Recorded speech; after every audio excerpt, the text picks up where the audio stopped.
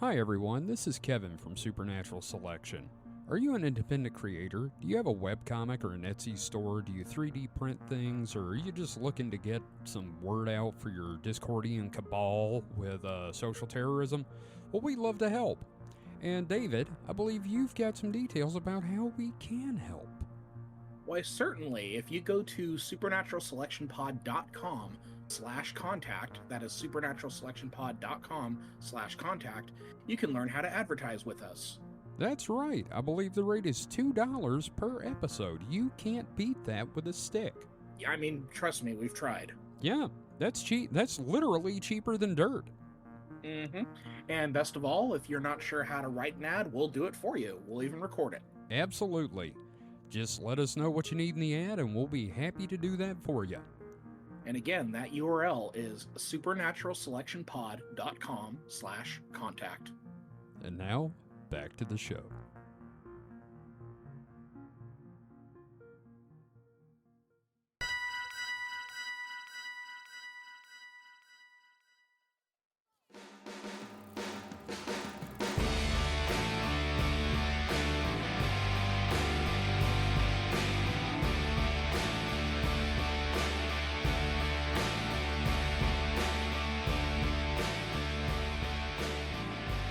Press.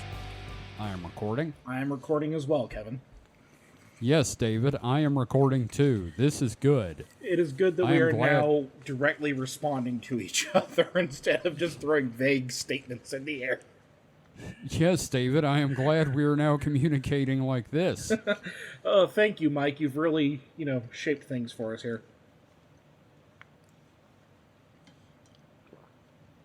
Biscuit man. Yeah, see, the point of I'm still eating this biscuit was maybe we shouldn't start now. Oh, I'm sorry. I'll stop. No, it's fine. No, don't stop. Don't stop. This is good entertainment. It's this called is good ASMR. No. Biscuit ASMR on YouTube.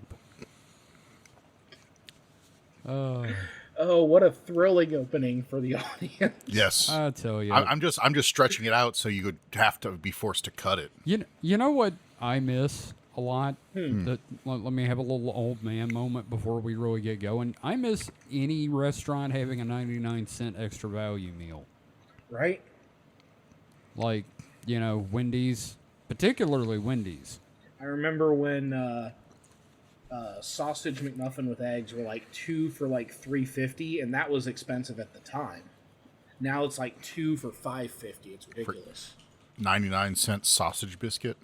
Oh man, those were the days. Oh boy. Hello. Sorry. Are we ready yet? Yeah, I think we're ready there. I think Kevin and I have been ready. Well, you started going off on a tangent, so I didn't know. This whole show is founded on a tangent. Got That's true. sauce on my shorts.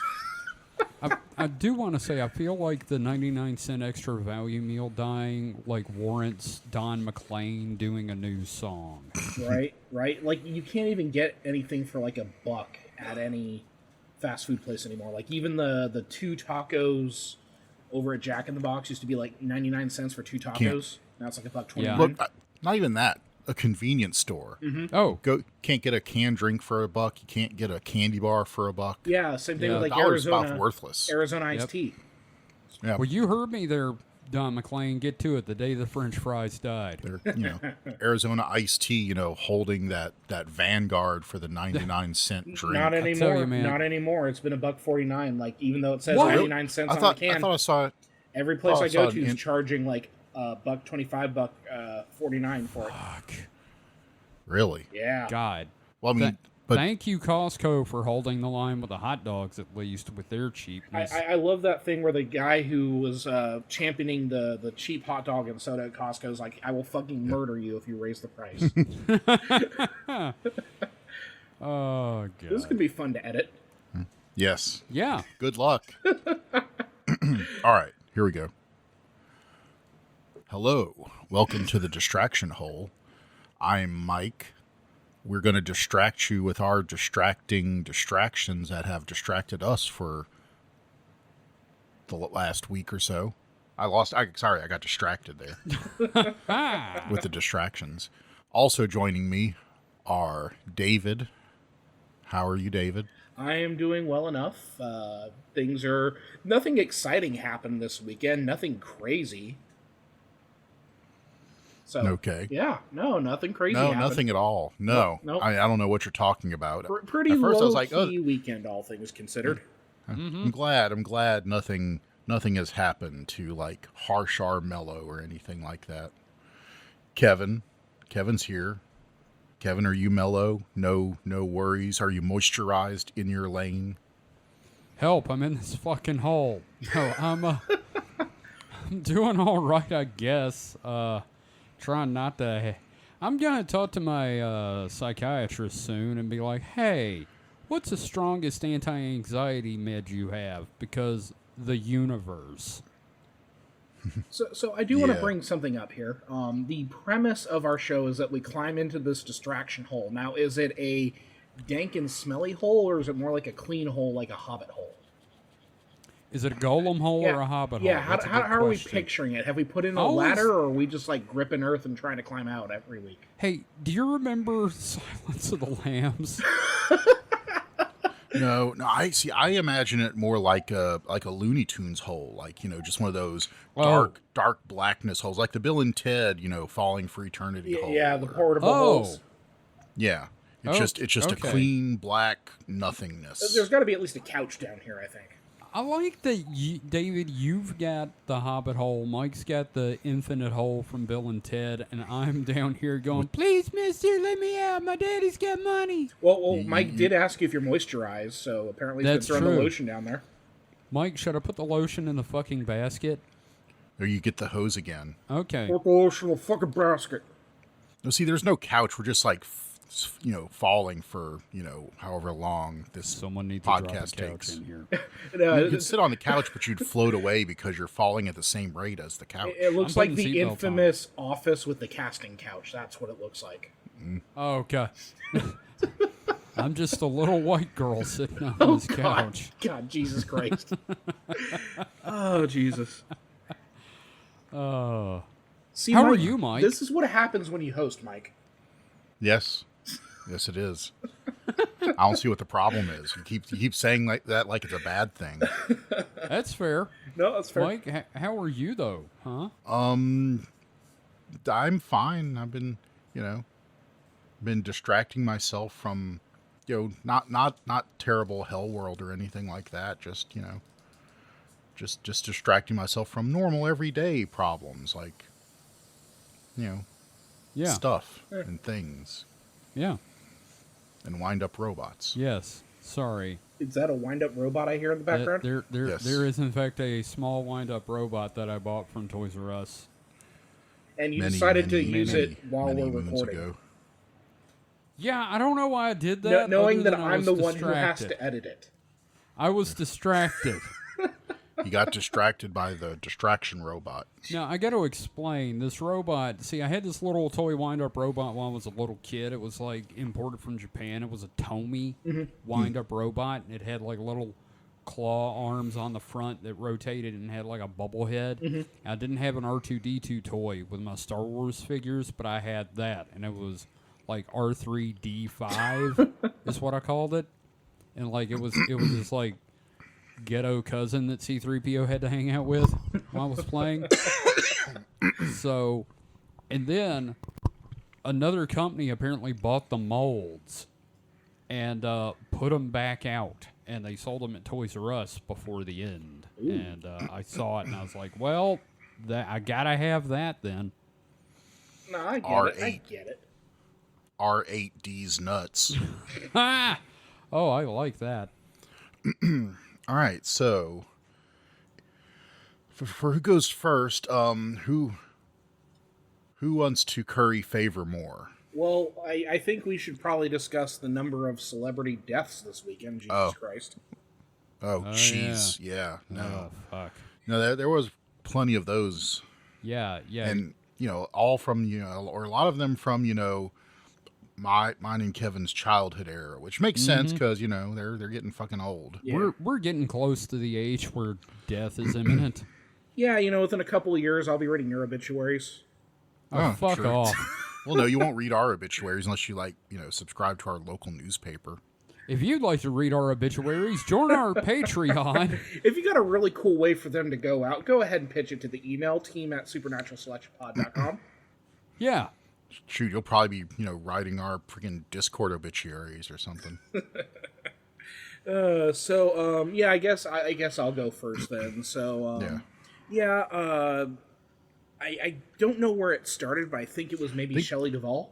I was going to say the first one I heard of was Shelley Duvall. Yeah. Really? Because the first one I heard of was a kid that played Elliot.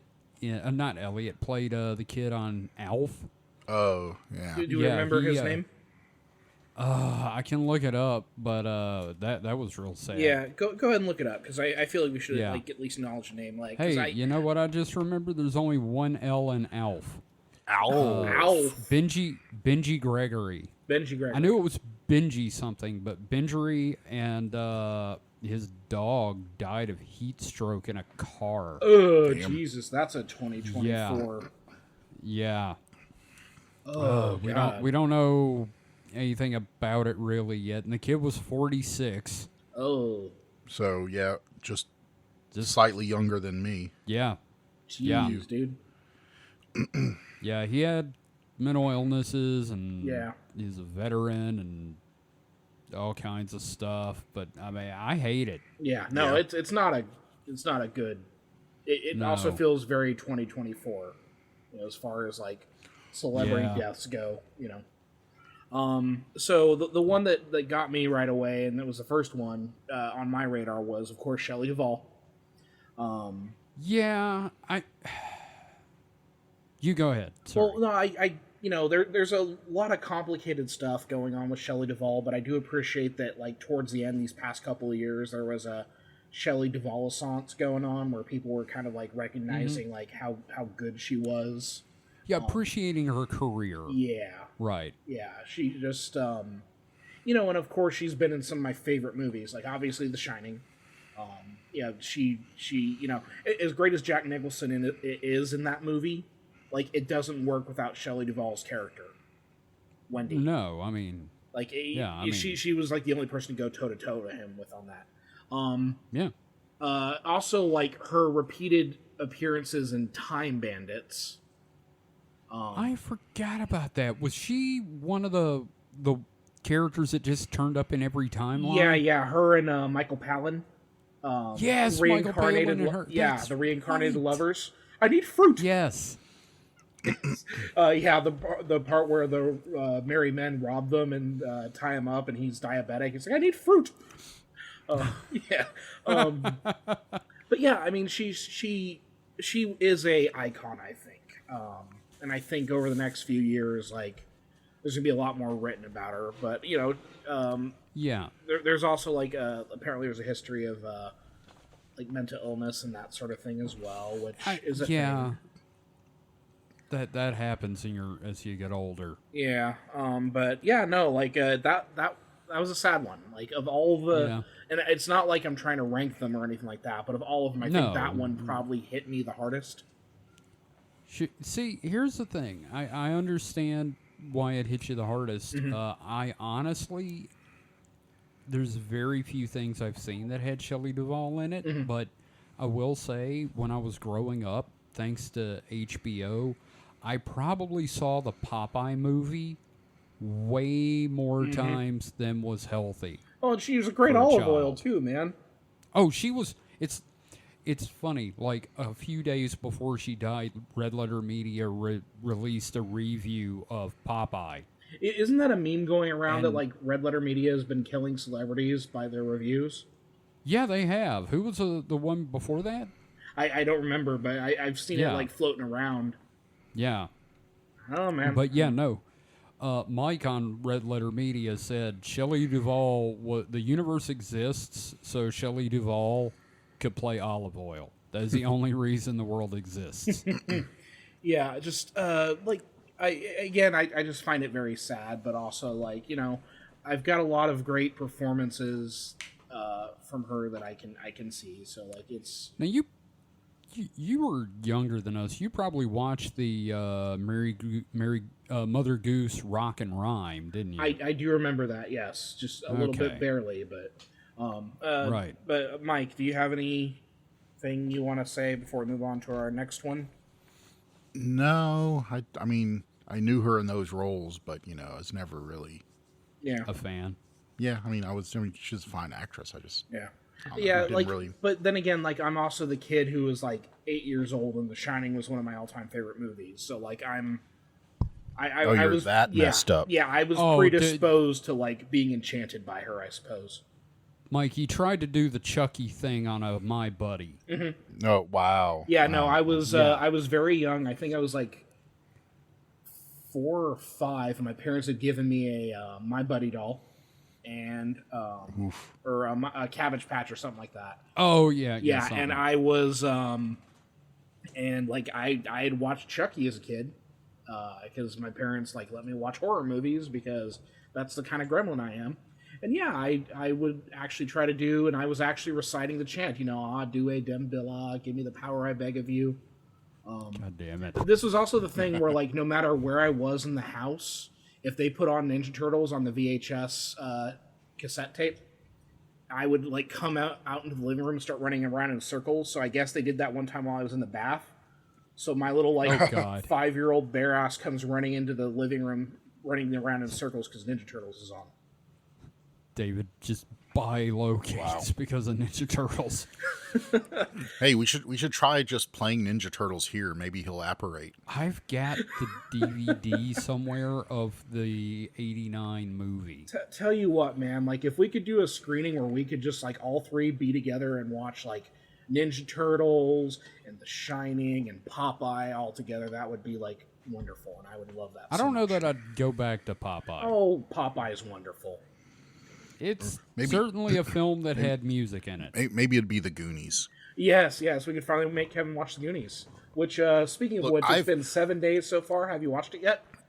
No. I've made Kevin the promise that one day I will Clockwork Orange him into a chair and play Goonies. Like Mike, be real with me. Like, do you think he would enjoy it? I think he would enjoy it. I think he would. Yeah. I think if he went into it. See, here's the thing: is if we force him to watch it, he won't enjoy it. Like if he actually would go into it with an open mind, he would enjoy it. Like it's got Sean Astin, it's got Ke Huy Quan. It's directed by Richard Donner. It has a fun subplot with a a deformed guy who wears a Superman shirt. I know full well who Sloth is. Yes, Thank you. yes. I was called Sloth. That might be part of the problem. Oh. Kids are mean. Sloth is such a wonderful character in that movie too. Yeah, but I get this eye that is slightly lower than the other one. That's noticeable if you stare at my face enough. Well, And the kid sitting across from me, the glass was divided into two sections facing each other, and I was like at the front, and the kid across from me kept calling me Sloth. Well, number one, fuck that kid, but don't fuck the kid, obviously. But no, never. They're an adult now, so that's perfectly legal. Yeah, but if they're still alive. But no, like seriously, and I don't know. I'm gonna keep track, but I think like Mike and I both agree. I think you'll enjoy it because like Mike, you like the movie, right? It's a fun movie. Yeah. Yeah. I haven't watched it in a while, but Yeah, and they made a great video game too. Look, the last time they watched it as a group was when one of our friends was living in Clinton, and when they put the movie in, I just got up and went outside and sat on the carport for 2 hours. Now that's just silly, but anyway, let's move on to some more depressing stuff. Yeah, let's talk about dead people again. Yeah, also who passed away this weekend, Dr. Ruth. Yep. Dr. Ruth. Westheimer. Yep, Dr. Ruth Westheimer. One of the weirder episodes of Quantum Leap. When he leapt into Dr. Ruth and he talked normally until he gave advice, and then he started talking. He started doing the accent. But yeah, yes. Again, like classic kind of person in pop culture, like who really opened up the discussion on sex for Oh yeah. generations, and you know, she is foundational. yeah, and it's sad. It's a real loss. Yeah. I think Dr. Ruth might have been the first time I heard the word vagina. Yeah. I mean, yeah, yeah, that's entirely possible. That's a hell of a voice to hear that from. Why couldn't it have been Dr. Laura Schlesinger? So yeah, I mean, yeah, again, Dr. Ruth, again, very like a historical figure at this point. And look, when I was growing up, she looked old as dirt. Oh yeah. And so when I heard this, my first reaction was, wait, she was still alive? Because like she was definitely on the list of people I thought died 10 years ago. Yeah, she was 96. Yes. Friggin' amazing. Like just wild stuff. But you know, and of course, like it keeps fucking happening. You know, they say celebrities die in threes, but it's like we're at 6 now. So 6. I think 4. I like 5 or 6 at this point. So next on the list, Richard Simmons. Yeah. That actually got me because I grew up with Richard Simmons on television a lot. Yeah. Oh yeah. Like the funniest thing that I ever saw, and like I still put on the clip from time to time. I know what this is. Yes, when Richard Simmons is a guest on Whose Line Is It Anyway?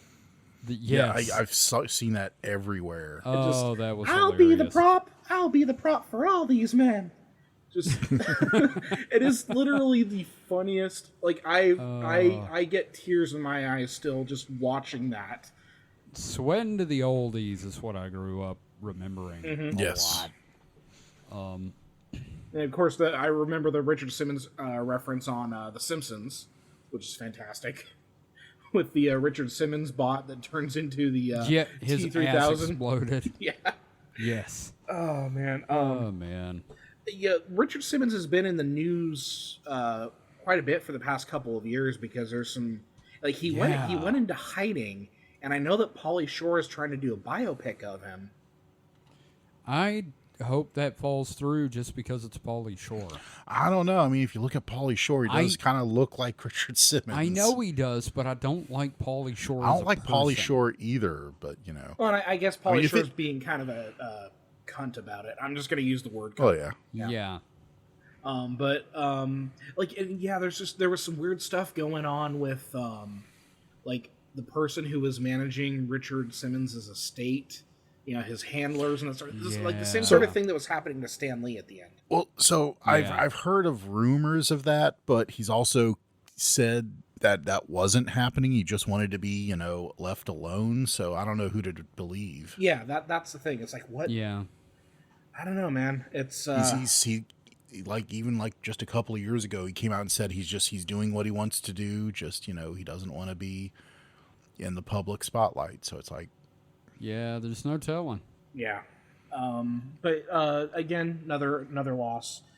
This one just today. Oh yeah, go ahead. Here, one real quick thing. When I was a kid, I always got him confused with Slim Goodbody, and that like was a whole confused world for me. Oh yeah, the guy in the anatomy tights. Yeah, where he would like point out, "This is my pituitary gland." It's like, ah. Yeah, I can see that. They had the same hair. Yeah. And when I first heard it was Richard Simmons, I thought it was Gene Simmons.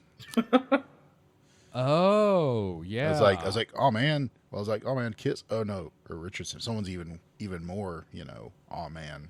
Mm. Yeah. Because, you know, Richard Simmons was a nice guy. Gene Simmons, I've not heard great things about. No. Yeah. He's a dick. So who else?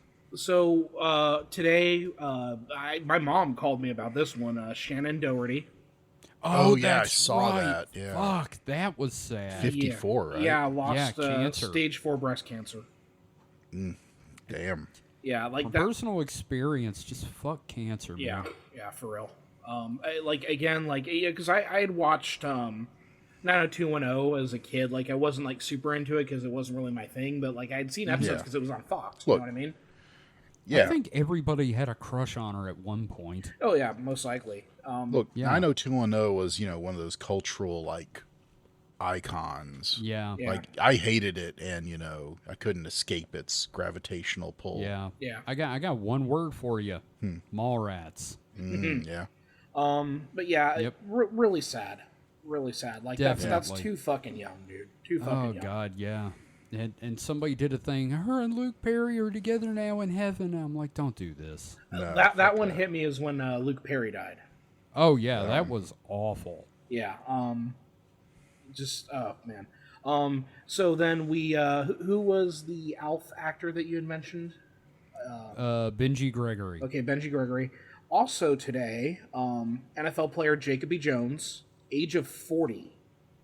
Oh God, was that like the the really terrible thing that happens with most football players? We don't know yet. A cause of cause of death has not been made public as of yet. But yeah, only 40 years old. But that's the thing. Like a lot of football players die pretty young. Yeah, they when do. they go. So it's just. Well, I mean, they put their bodies through absolute hell. Yeah. Like I played like 1 year of football in high school, and like I had ended up breaking my arm, like in the first 3 months of playing. Jeez. Yeah. Fuck. Yeah, I Jesus. did not enjoy football. Jesus, I just found out. You know who else died today? Huh. Do you remember Star Trek 3, The Search for Spock? Yeah. And they stole the Enterprise, and the Excelsior was going to go after them. Mm-hmm. Oh yeah. Yeah, you remember the pompous-ass captain that had the riding crop? Oh shit. Yeah, that guy died It today. wasn't he in a lot of Trek?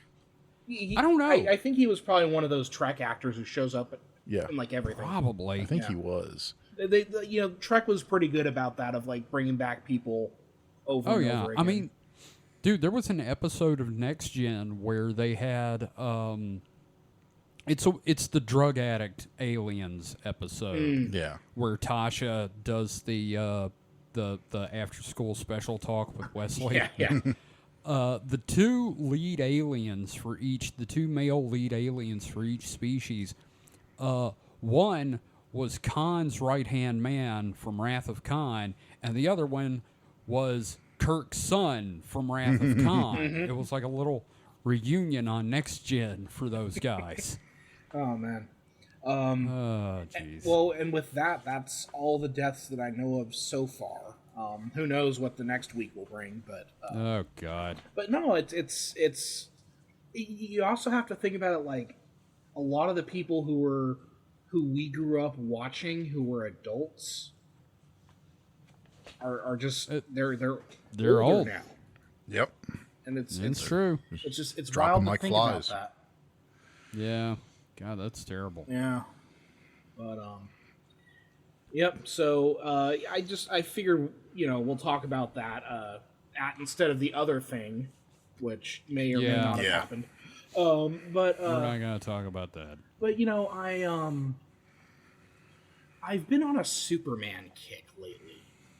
Really? Yeah, I'm very excited. Like everything that I've seen from the new James Gunn Superman movie, like I'm really liking the look of David Cornsweet. I'm liking the look of his Clark Kent. He's got the puffy hair and looks very disheveled and everything. And all the behind the scenes stuff, I'm like, really excited about it. So I've just been kind of like on the Superman kick. Obviously, been watching My Adventures with Superman. I was gonna say when you said I need to watch the new season. and when you said that, you reminded me that the new episode on season 2 is out today. Yeah, I've been waiting for that like all week, so I'm gonna probably watch that after this. Same. But I've been kind of going through Superman media. So I like the other night I watched the Richard Donner 1978 Superman. Oh, fucking love that movie. Yeah, fantastic movie. Like every time the score comes on, I'm just like entranced by it. Oh, man. Like, John Williams. Yeah. Just, god damn. But like I was just kind of watching it like with all of my modern Superman experience and just like looking at like some of the timeless elements of it, looking at how they like the costuming on Krypton, and then looking up like how they made everything so shiny. Oh, yeah. It was made out of movie screen material. Glass balls. They sewed individual small glass balls to these outfits, and they had to wear gloves to sew them insane. on so no oils would get on them to keep them reflective. God damn.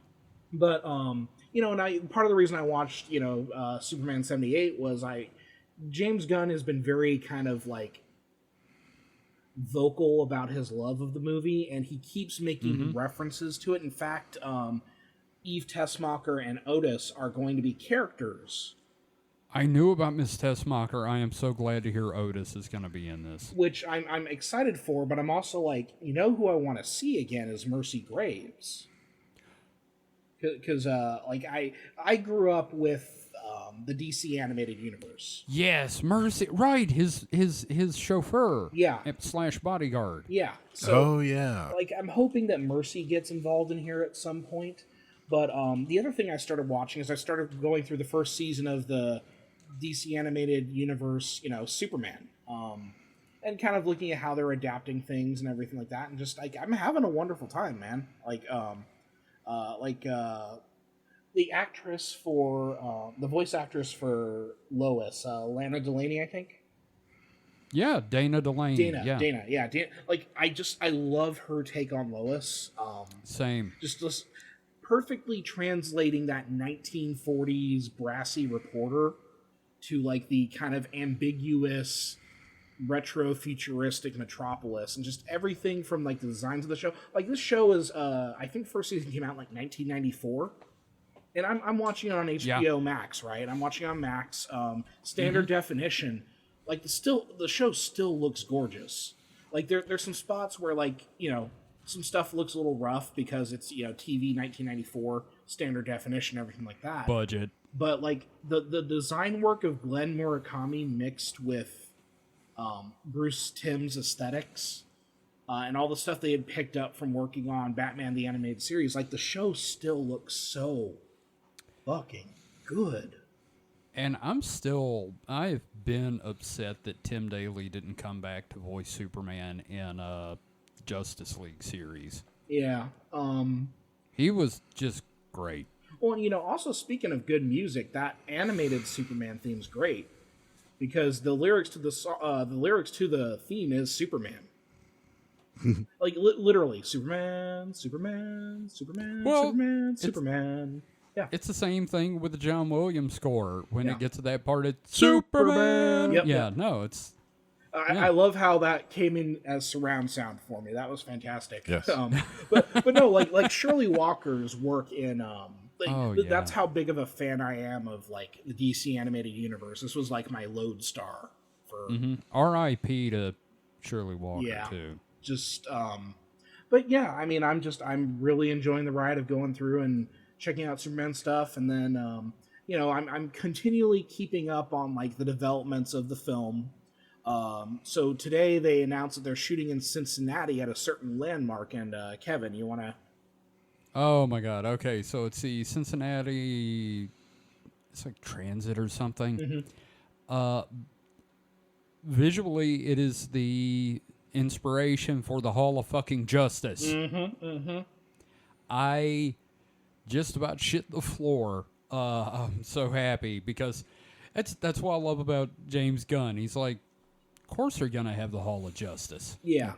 And it's funny that they just announced it today, but I'd seen reports that they were filming there like 2 weeks ago. And like I love the look of Metropolis from what I've seen in the in the behind the scenes stuff. You know what I mean? You're not getting the full picture of it. You're seeing them like shooting stuff, but I also like. I'm starting to kind of get an idea of what the plot to the film is going to be, and I'm very much looking forward to this take on it. I'm very excited for this new DC universe, which is really good for me because I was not super thrilled with like the past 10 years. Yeah, it started off on a sour note for me.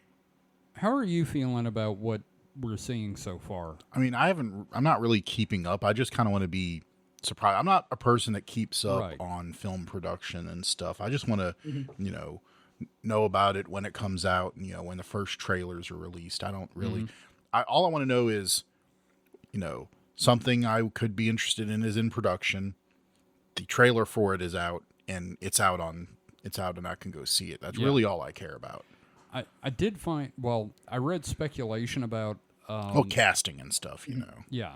I read some speculation about the B plot for the Superman movie, and if it's true, I'm really excited about this. Yeah, I'm looking forward to, because like we're not going to have like the Justice League right away, but we probably will have like the Justice Lords as, you know, funded by Maxwell Lord, which is very clever. You not only have the billionaire that is Lex Luthor, but you also have the billionaire that is Maxwell Lord. So I'm just yeah. I'm a laugh if it turns out to be dude again. God, what's his name? The Mandalorian. Oh, Pedro Pascal. Yeah, if it's Pedro Pascal again, I'm gonna laugh. He was fun. Wonder Woman 84 had its issues, but I enjoyed it. It was also a fun movie. Oh yeah, absolutely. Definitely one of the better ones of the DC last 10 years. Yep. Now, there was some casting, because like I'm following like the different projects. Like I'm really excited about Creature Commandos. I mean, how can I not be?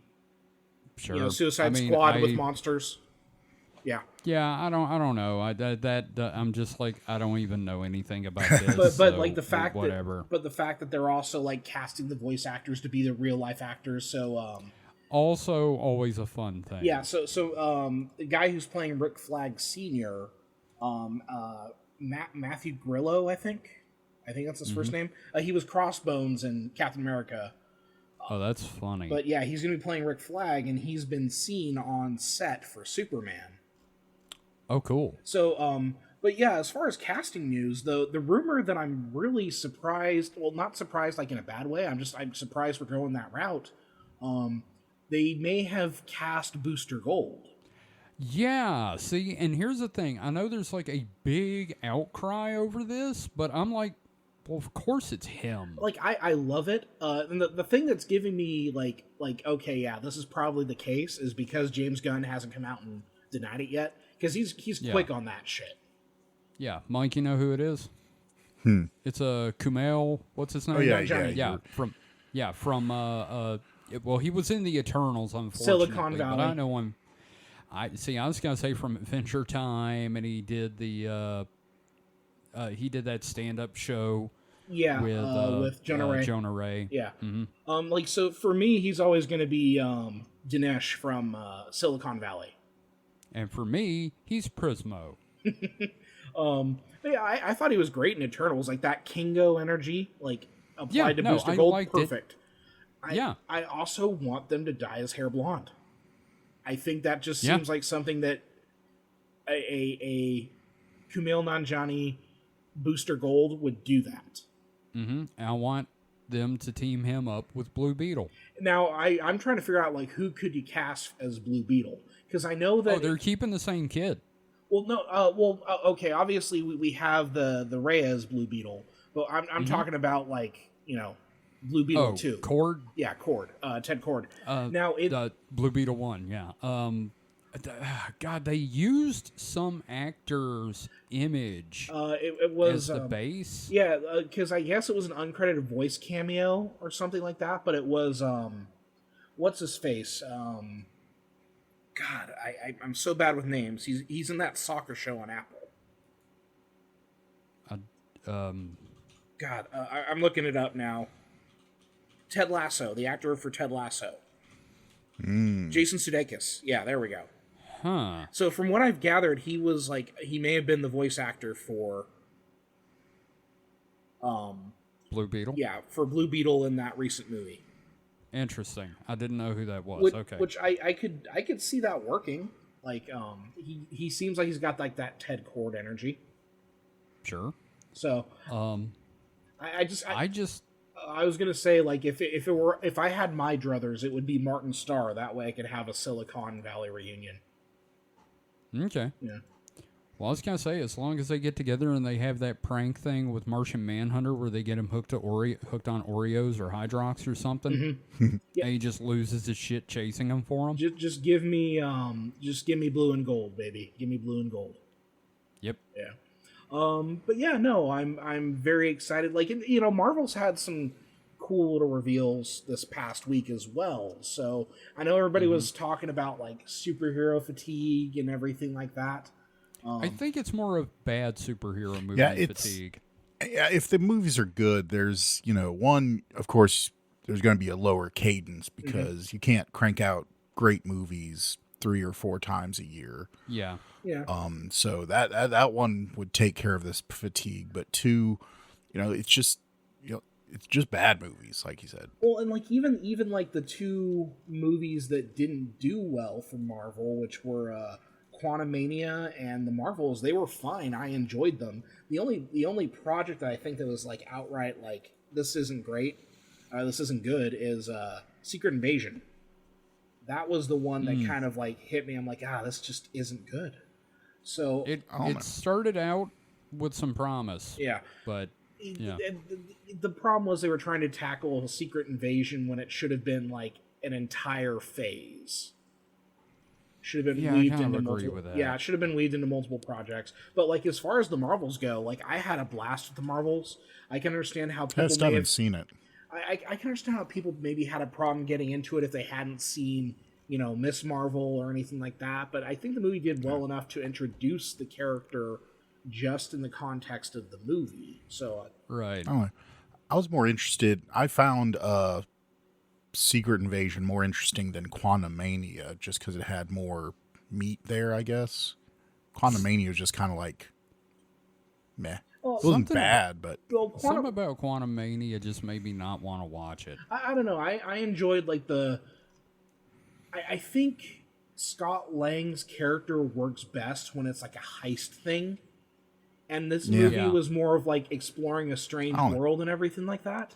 It didn't feel like there was much stakes there. Yeah. At least with Secret Invasion, there felt like there was, real ramifications, even if it wasn't, the greatest thing. Like the microverse itself was like super interesting. I think they should have killed off Hank to give it a little more weight. I don't. As much as Ant-Man is connected to the microverse here, I don't think framing an entire plot around it where most of the time you're in the microverse really works. Because the whole thing with because then he's no longer like small in that context. You know what I mean? Yeah. Yeah. Because that's the reason why that first movie was so fun. Because it's like, okay, here he is in the bathtub. Here he is like decking a dude size of an ant, and he like knocks a guy through a wall. That sort of stuff. That's the fun part of the movie. Yeah, but in this, like, aside from like a couple moments where he goes, big and everything like that, you don't really get much with like the whole premise of being the Ant-Man. Right. But I'm honestly way more excited about Captain America this time. Yeah, no, I'm really looking forward to it. Of course, Harrison Ford.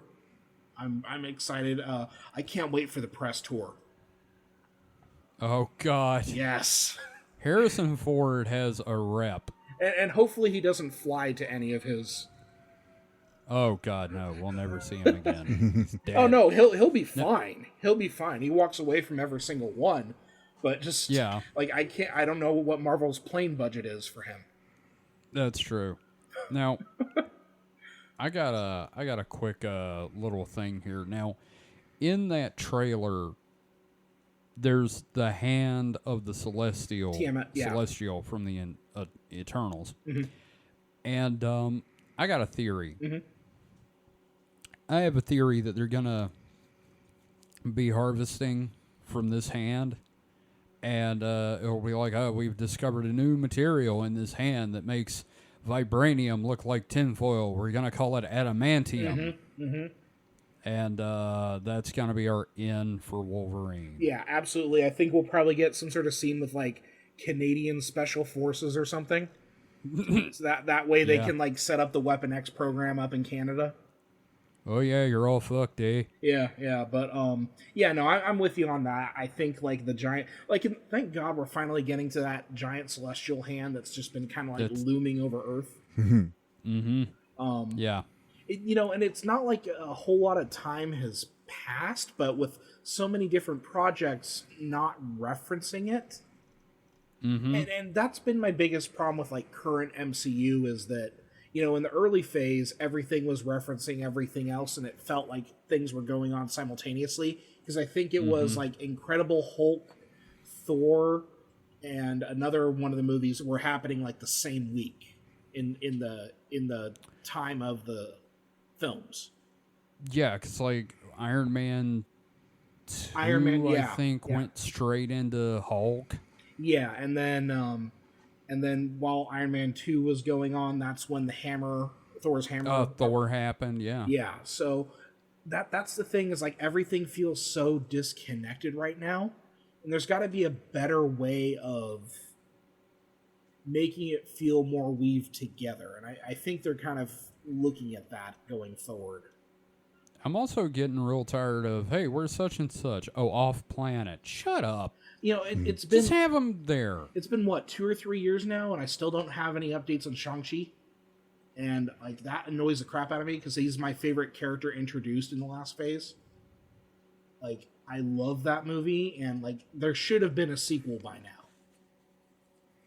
Or he should have showed up in something. Didn't he say some stuff that got him in trouble? Like when he was said an edgy some stuff Redditor about women. Yeah, when he was an edgy Redditor, he's like, like since then I believe he like came out and like apologized for that sort of stuff. But, like I don't know if that necessarily is the reason for why we haven't seen him. I think it's just more of a like, where are we going to fit him in? You know, we've got all these projects. Like, where's the connection and that sort of thing?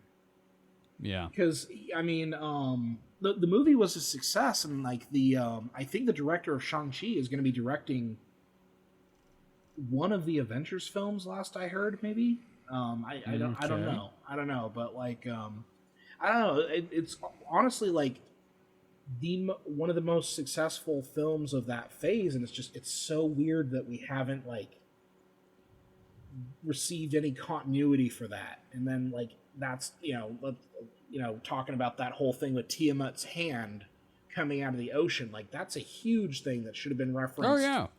Like, even... That should have been up front. Yeah, like, even the Marvels, there should have been a thing where, like, Fury's like, what's the situation with the celestial hand or whatever. Just... I don't know, man. Like, I think they just tried to expand too fast. Yeah. And it's hurt them, but I think Deadpool and Wolverine later this month is going to really mix some shit up for us.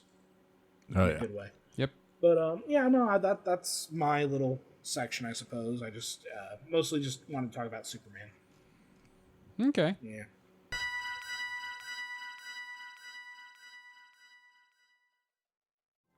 Hey, man, what's got you off in your phone there?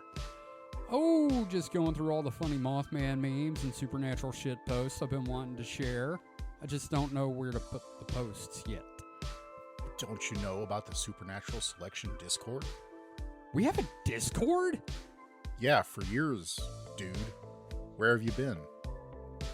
Can people chat with the hosts and get previews of upcoming episodes and generally post funny shit as much as they want with other listeners? I mean, if that's your bag. I mean, personally, I wouldn't do that, but there are even live streaming events for the shows there, too. You've been in a few. How do you not know this stuff? It must have been my doppelganger. How do I get into the Discord? It's easy. Just visit discord.supernaturalselectionpod.com. Now say that 3 times fast. Well, that's perfect. Now I can share 3 terabytes of Hollow Earth memes. Get it? Terabytes! Never mind. Forget I said anything. Just don't do that. You should definitely not visit discord.supernaturalselectionpod.com to join the Discord. We don't want you there. Too late. I'm already posting my alien abduction fan fiction with the general chat. Join the hosts and listeners of Supernatural Selection on the official Discord. Just visit discord.supernaturalselectionpod.com.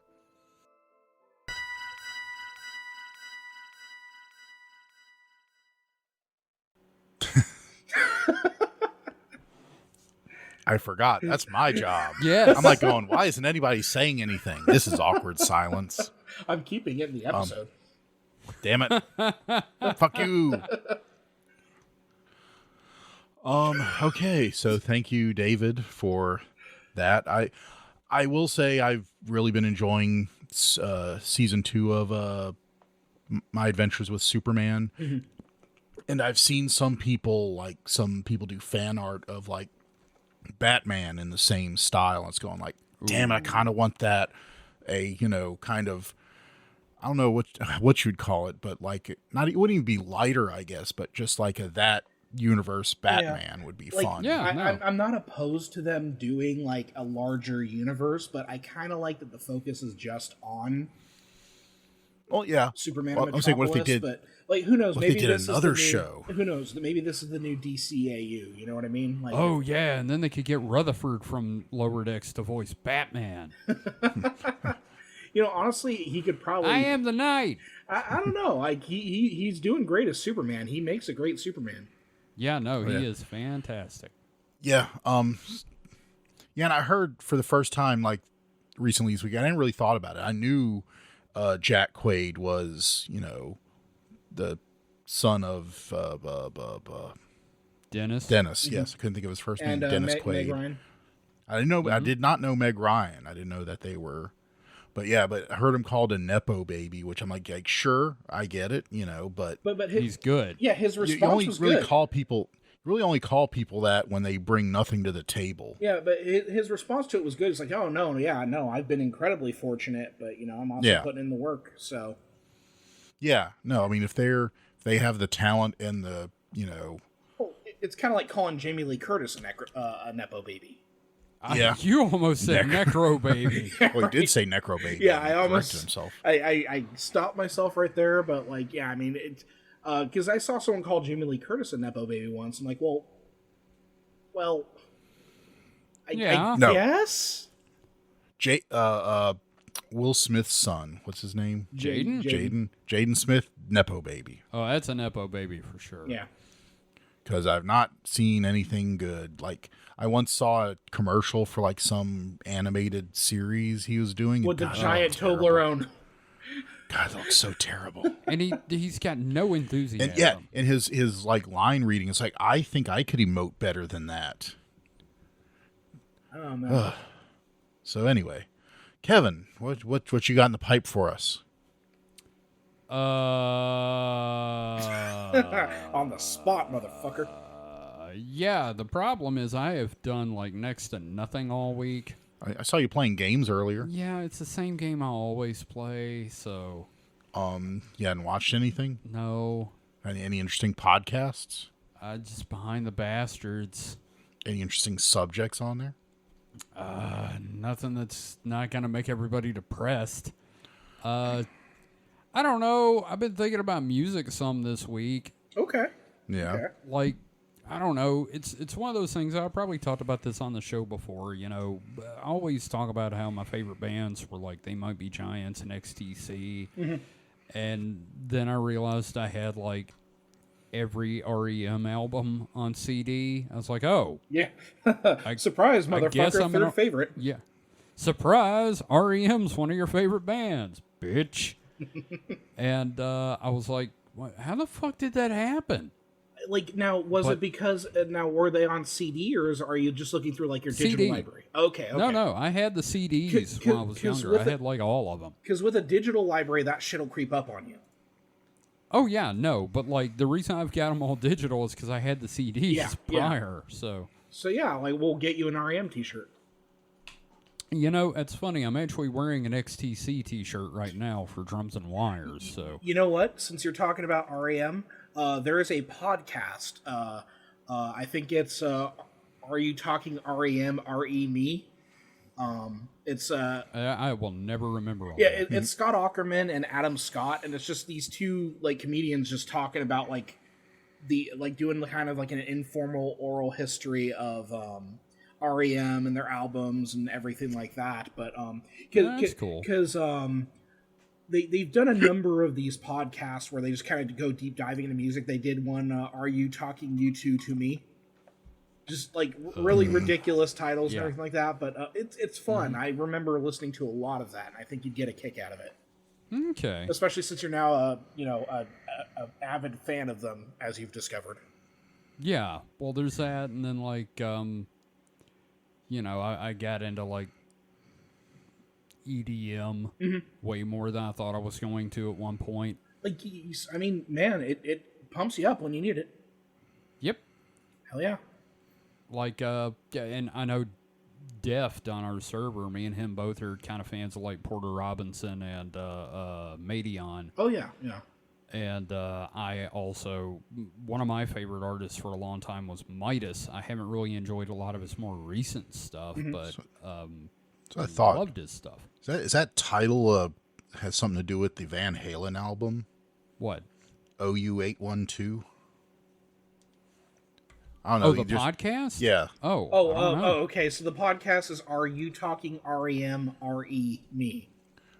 RE I don't know, being just reply to me. Yeah. Just the way you said it, it made me think of the Van Halen album. They might have a Van Halen. They might have a Van Halen podcast. Just Van Halen had weird album names like OU812. Well, yeah. Okay, Kevin. Let me throw this at you. Like, do you find yourself listening to certain types of music when you're doing certain tasks? I've got a playlist that's just like eclectic garbage. So lately, no, but I've also kind of been thinking I may just sit down and listen to an album. You know, I would love for you to do that. Because, like, I sat down and I'm pulling up Tidal right now so I can, like, look at some of the albums I've been collecting, like,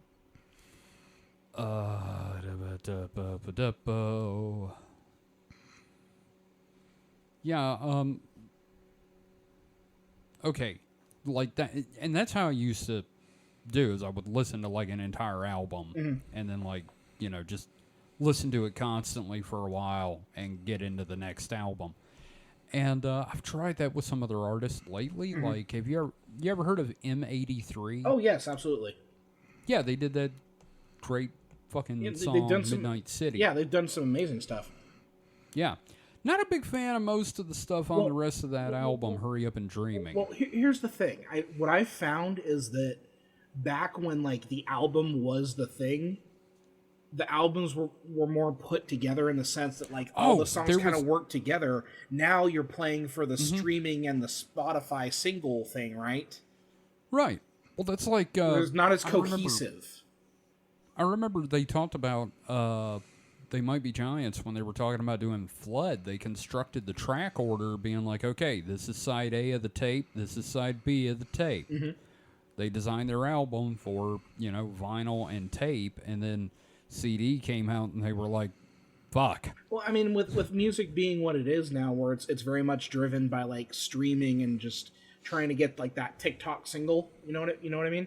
Like, yeah, that's albums aren't as, like, I'd say they aren't as meticulously, like, structured for flow. It's kind of like the art of making a good mixtape. Here's the problem, David, is I don't think Kevin or I listen to any albums that have come out since streaming became a thing. We're all listening to stuff that was just albums. I think I am. I think it's like in the past 10 years. Like, I'm thinking like with MP3s and everything like that.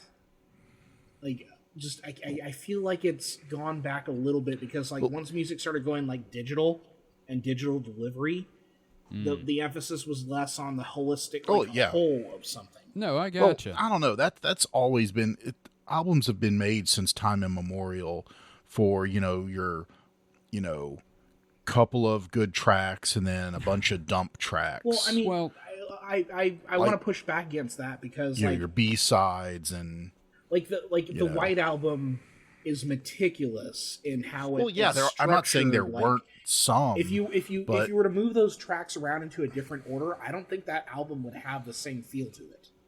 Yeah, but that's not all albums. That's the 0.1% of albums. But what I'm saying is that, like, there was a time where more attention was paid to, like, the overall feel of the album, and I think we've escaped that. No. I don't know. Like I said, I haven't listened to anything new in the last 15 years to say for sure. I feel like what Mike's talking about with the dump stuff is it's like that's becoming way more prevalent now. Like I said, with I the don't stuff think so. I've been listening to lately, the stuff that's come out in like the last Look, 10 years has been Kevin, very... there was that Moby album we got, and it had like the 2 good songs on it, and the rest were crap. Yeah, unless you're like really into Moby.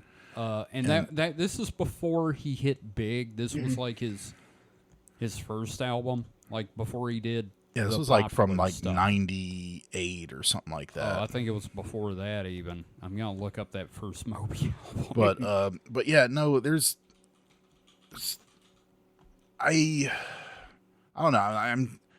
I'm saying that the albums seen as a holistic endeavor isn't.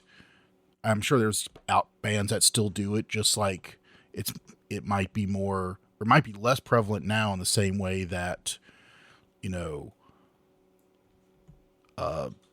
albums being mostly crap is more prevalent now. But I don't know if it's that big of a swing, because the music industry's been shit for 50 years as far as, producers being a bunch of scumbags that just want you to put out anything. That album came out in 95. Oh, wow. Well, okay, Kevin, if you're like interested in listening to an album, I think we should ask our listeners to like send you album suggestions. I feel like we've done this before, but I'm much more open to it right now. You're more receptive to it. I'm going to throw an album out there for you right now. Modal Soul by Nujabes. Modal Soul. Yeah. So is that English? Did you ever see Samurai Champloo? I didn't. Okay. Mike, have you ever seen Samurai Champloo? Some of it. Okay, so like the kind of lo-fi hip hop sound. That's like I love Nujabes. But really, really great. He passed away, I think, like 20. Like when he passed away, like 2010. Like, so his career when he was active and producing shit, like. Is this the guy that also had that other project? God, I can't remember what it is. Was he in like another group or something? To my knowledge, off the top of my head, I can't think. Like, he was a producer. Like, he was known for, like, they call him kind of like the godfather of lo-fi hip-hop. Okay. Yeah, no, there was it's just that is another Asian artist that I've heard that died younger than he should have. Yeah. I'm like, that's 2 nickels right there. But, when I was talking about, like, an album kind of feeling, like, cohesive, I think Modal Soul is a good example of that. There's kind of like this kind of flow from track to track. Yeah. But yeah, I wouldn't mind if you like gave that one a try and shared your thoughts next time we do this, because like I love that, because that's the thing. Like I'll listen to certain types of music depending on an activity. So whenever I'm grading or writing, I'm usually doing like lo-fi hip hop stuff in the background. Right. And like Nujabes is always on that playlist. So that does make me want to ask a question. Mike and David, whoever wants to go first, what's a band that you didn't realize you were a big fan of until you're like, how did I get all these albums or MP3s or whatever? Has that ever happened to you? And if so, what's the closest thing to that you've had happen? I don't know. Usually I get that at the end of the year with like Spotify Wrapped, where it's like, hey, you listen to this person a lot. Yeah. Like, but some of them, like, I know off the top of my head. Like, I was really into Churches for like a year. And they were like, I remember those guys. There's a couple of theirs I like. Yeah, they were like my number one for like a year. Them and the V there. Yeah. Chiverches. Chiverches, yeah. Cerviches.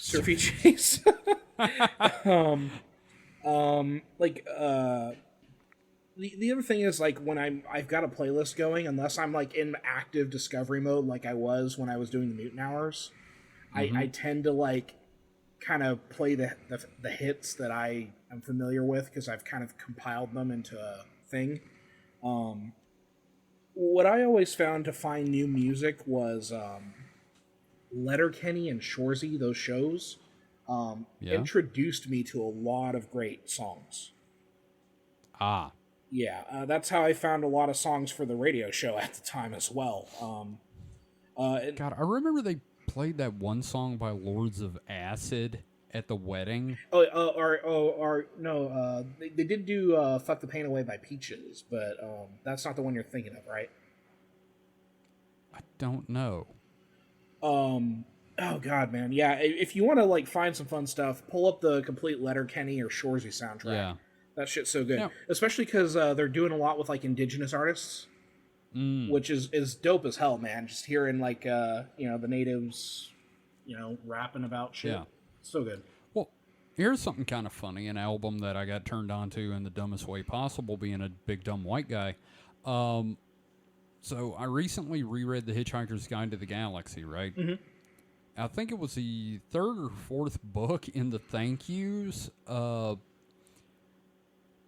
Adams mentioned the Paul Simon album One Trick Pony that he listened to constantly during the writing of the book, which he said admittedly was entirely too often.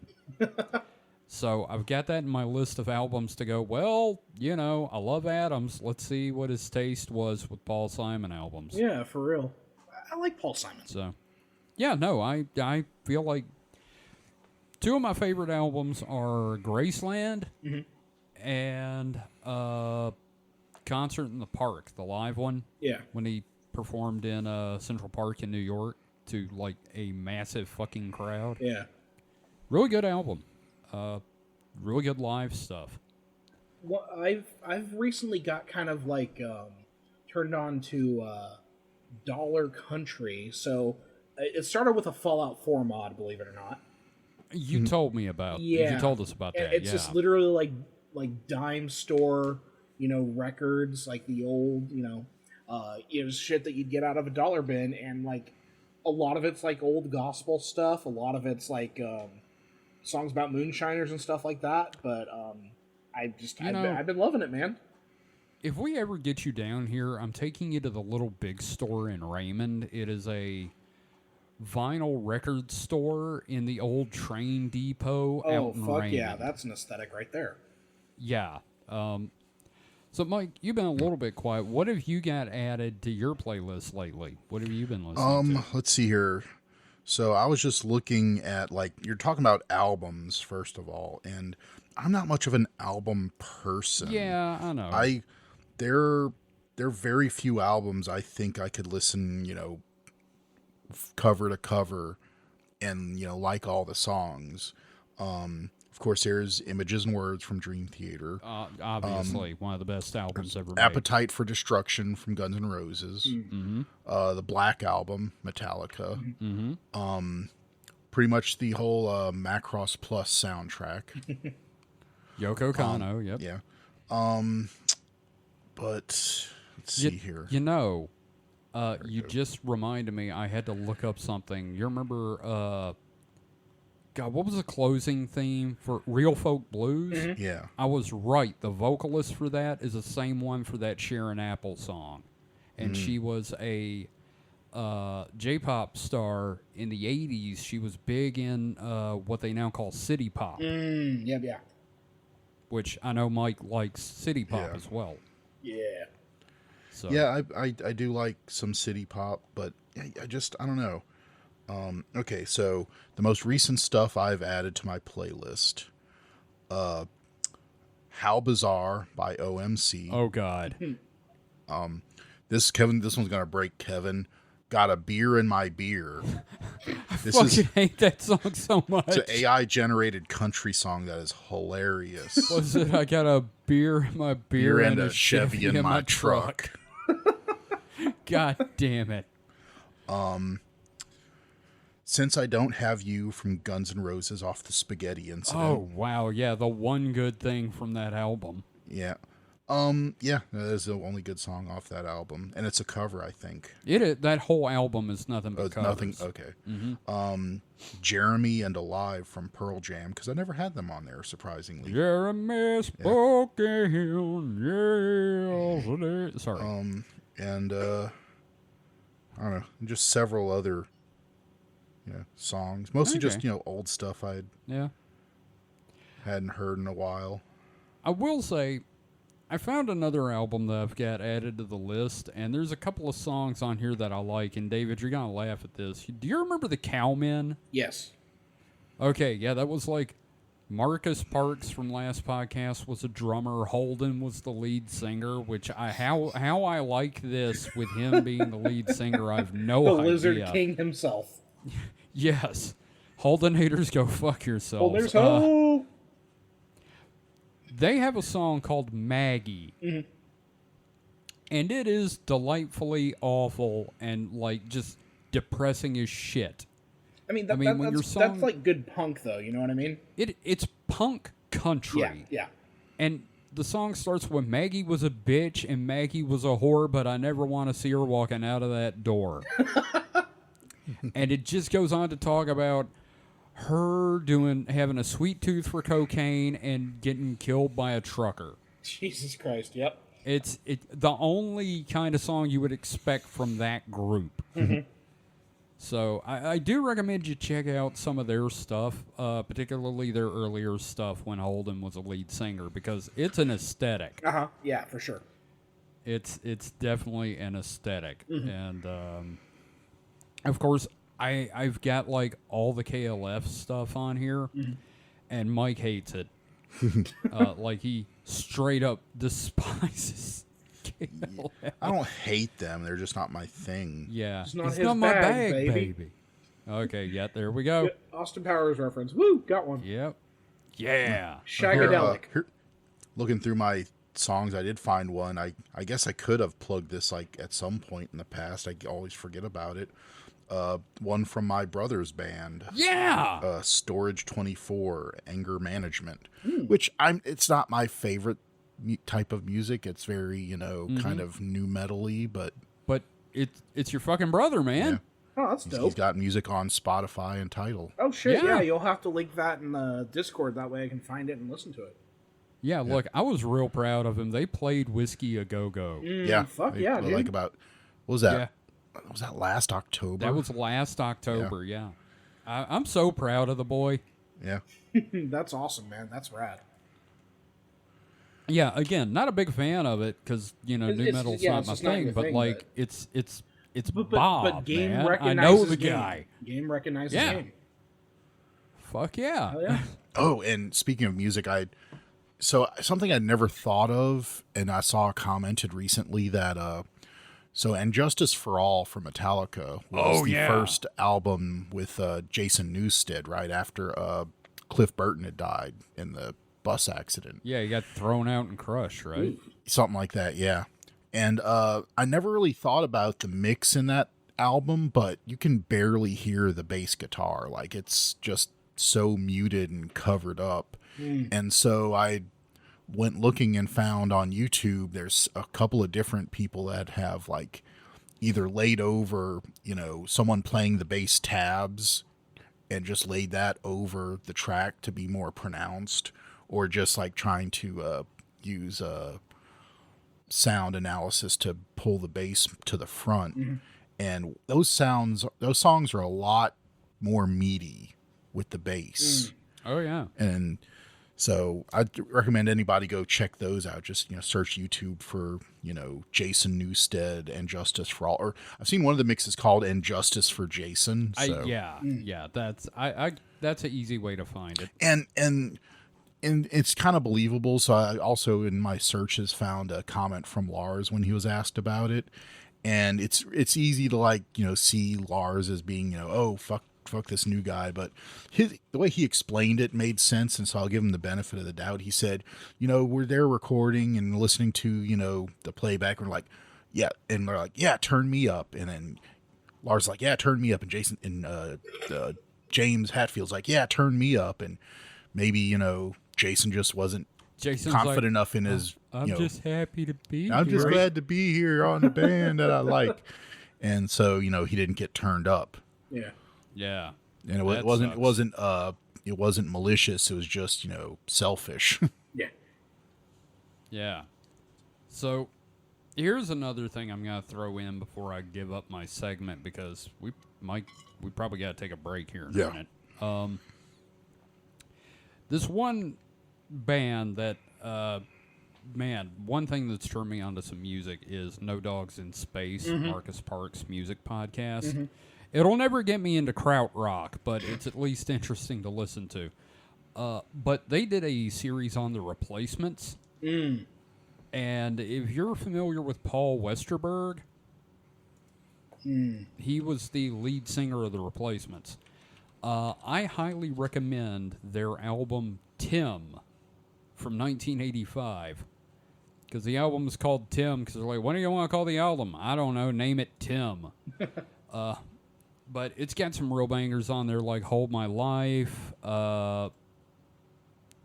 Bastards of Young, maybe one of the best just straight up like mid-'80s rock songs, like dirty, grungy, punky kind of sounding things. And Westerberg's vocals sound like he swallowed an entire Marlboro factory. And just, it's like, here's Gen X before we were identified as Gen X in song form. Yeah. Because it's like, the lyric that always gets me is, the ones love us best are the ones we'll lay to rest and visit their graves on holidays at best. And the ones love us least are the ones we'll die to please. If it's any consolation, I don't begin to understand. I was like, I fucking love this song. Fuck, dude. Yeah, no, because I really started listening to that like right after my dad died. I was like, fuck. This hits hard. But yeah, they got a lot of good stuff, but Tim is like one of their best albums, so definitely check it out. Hell yeah. Yeah. So that's my segment. I just wanted to talk about music a little bit because I never really do. No, that was great, man. I loved it. So, yeah. I kind of miss doing a radio show, but yeah, oh well. Yeah, I miss it too. Yep. I've played with the idea of starting up a radio station again. I'm like, yeah, I don't want to spend money. Honestly, like if I had the money, I'd probably just get a Mixcloud and like upload mixes with some commentary.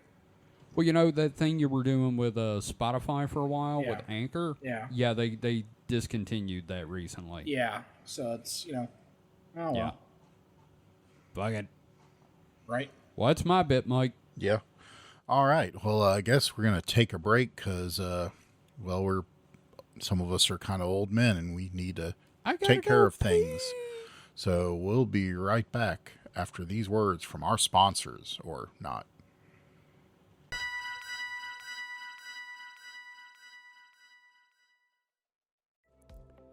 Hey, Kevin here. Hope you're enjoying the episode. Hey, who are you talking to, Kevin? Listeners of our shows.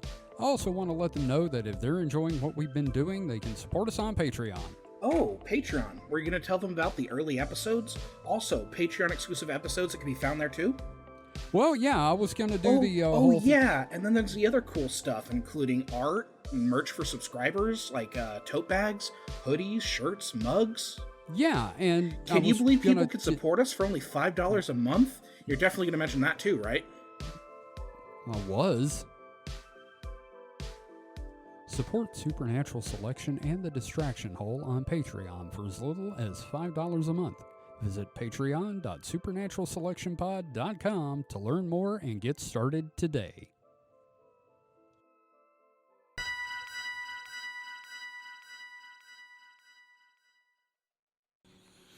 We have returned. So now it's my turn, I guess. Yay! So I've been in a very anime mood the last couple of times. I haven't really played any games. That's the way I do. I go kind of just go through cycles. And so I think last time I talked about like Demon Slayer and stuff. But I took some advice from David and I started watching The Rising of the Shield Hero. And I've just finished season 2 of that in a week. And so, I'm enjoying it. It's way more, there's no puppy kicking unlike Overlord, which is really my problem. It's like, I can't root for this guy because he's obviously becoming evil. I love it. I don't like I don't want to root for an evil character. Well, it's like So that's I'm not rooting for him. It's just kind of like watching a school bus getting hit, and you're just fascinated by it. No. Mike's also not a fan of Secession, so Yeah. No, I famously, I haven't said that here, where I had to watch. I was watching Secession while playing Power Wash Simulator, so I could feel clean. yes, Yes. I remember that. So, but no, Shield Hero is great. It's like multi-level isekai because he's from one world. And there's 3 other heroes from other versions of Japan, and then he ends up in another world in season 2, where with other heroes from who knows where, and it's just like isekai all the way down. And I mean, so there is a little edgelordy stuff going on in it, like, you know, he gets accused of the big R. Well, it's especially early on. After that, it kind of yeah. I think it's there to make him, you know, basically Empathetic. angry. Well, no, it's made him. It's there to, because he has to work through his rage and stuff. Yeah. That's a big thing. Is him, like, not just like being angry at everybody. Yeah. Which is kind of like something the show brought upon it, because, you know, when he first started out, he wasn't like that, but then they screwed him over 3 ways to Sunday. Well, and then you get the background about like why they did it and everything. Yeah. Like that. Yeah. And so it's, you know, basically a whole season of him trying to trust people again after they've just like fucked him over royally. Yeah. It is a little, I mean, like, all his companions are women, which is a little, Yeah. little, you know, anime, I guess I should say. Yeah. It's very anime. Although they aren't treated like, I think only really 1 or 1.5 are treated as romantic interests, potentially. I say half of 1 because, you know, that's just weird. So it's like a bird girl. She turns into a bird. That ends up shifting quite a bit, though. Yeah, I mean, he plays it off as, you know, kind of almost like Big Brotherly, but yeah, it's the Japanese, like, oh, but my little sister can't be this cute kind of thing. yeah, but she's like she's not like, I mean, she's not horned up because she's young, but she's like all, you know. But yeah, it's the affection is a little like, it's a little anime. Yeah, it's very anime. But no, it's interesting. Trying to think of what else I could say about it, because I'm not if you couldn't tell, I'm not a very good critic. I either like stuff or I don't like stuff, I mean, I can usually articulate You're- a couple reasons why I like it. like- You're not a layered critic. You're more of a Siskel and Ebert thumbs up, thumbs down. Yeah, critic.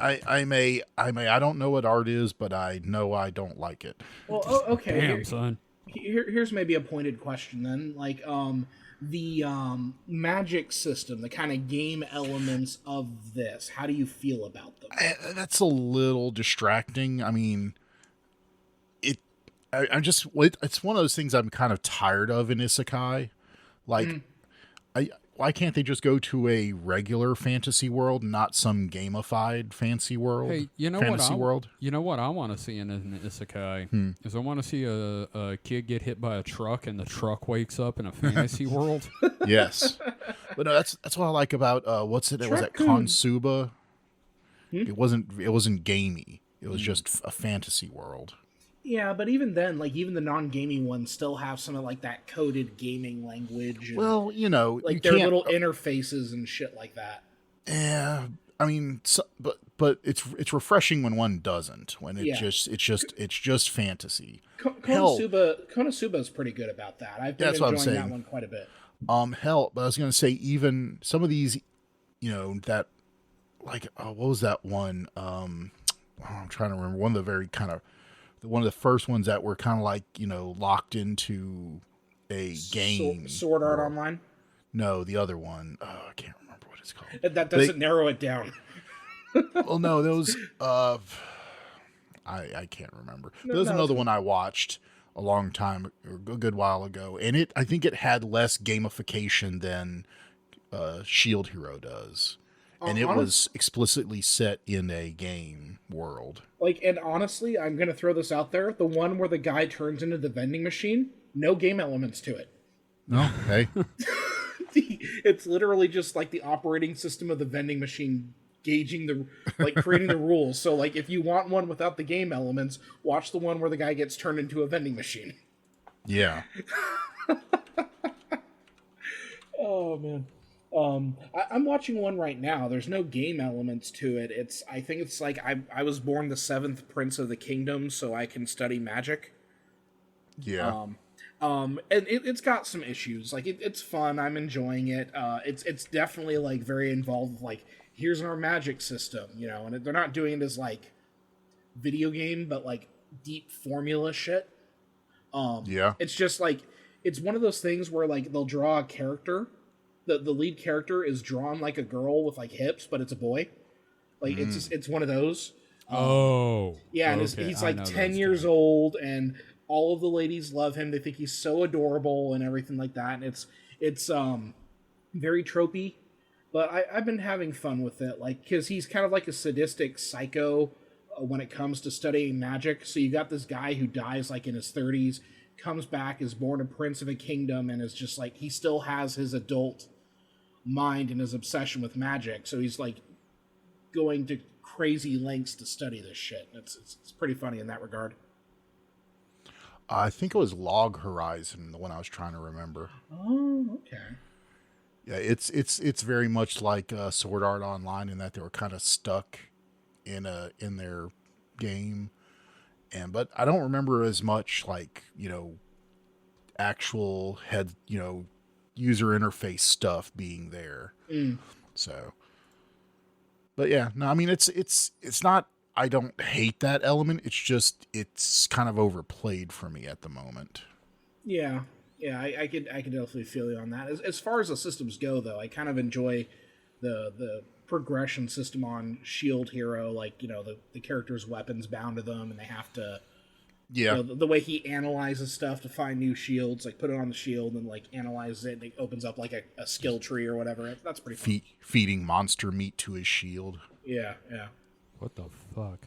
Yeah.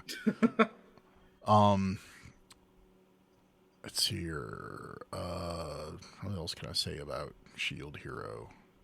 Still got a 3rd season to watch, so I'll probably be doing that tonight. What do you think of Raftalia? She's great. Yeah, she's her. Like my favorite character. And I like in season 2 she got like a good upgrade. Mm-hmm.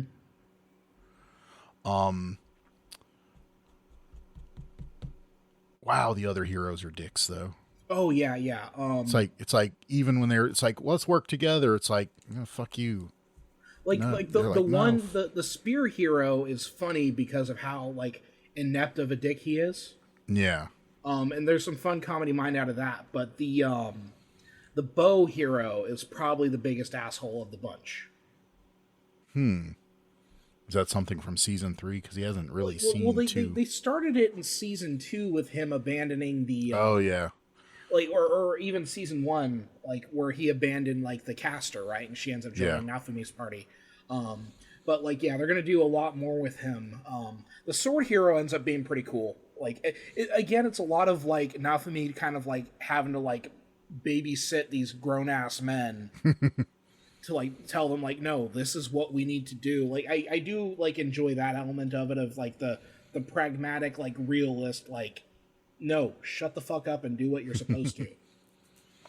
Yeah, because I don't know why he's the only one, and Nafumi's the only one where, you know, he didn't play a game that was those mechanics, but the other 3 apparently know the world like the back of their hands because they played games in their worlds that was basically this world.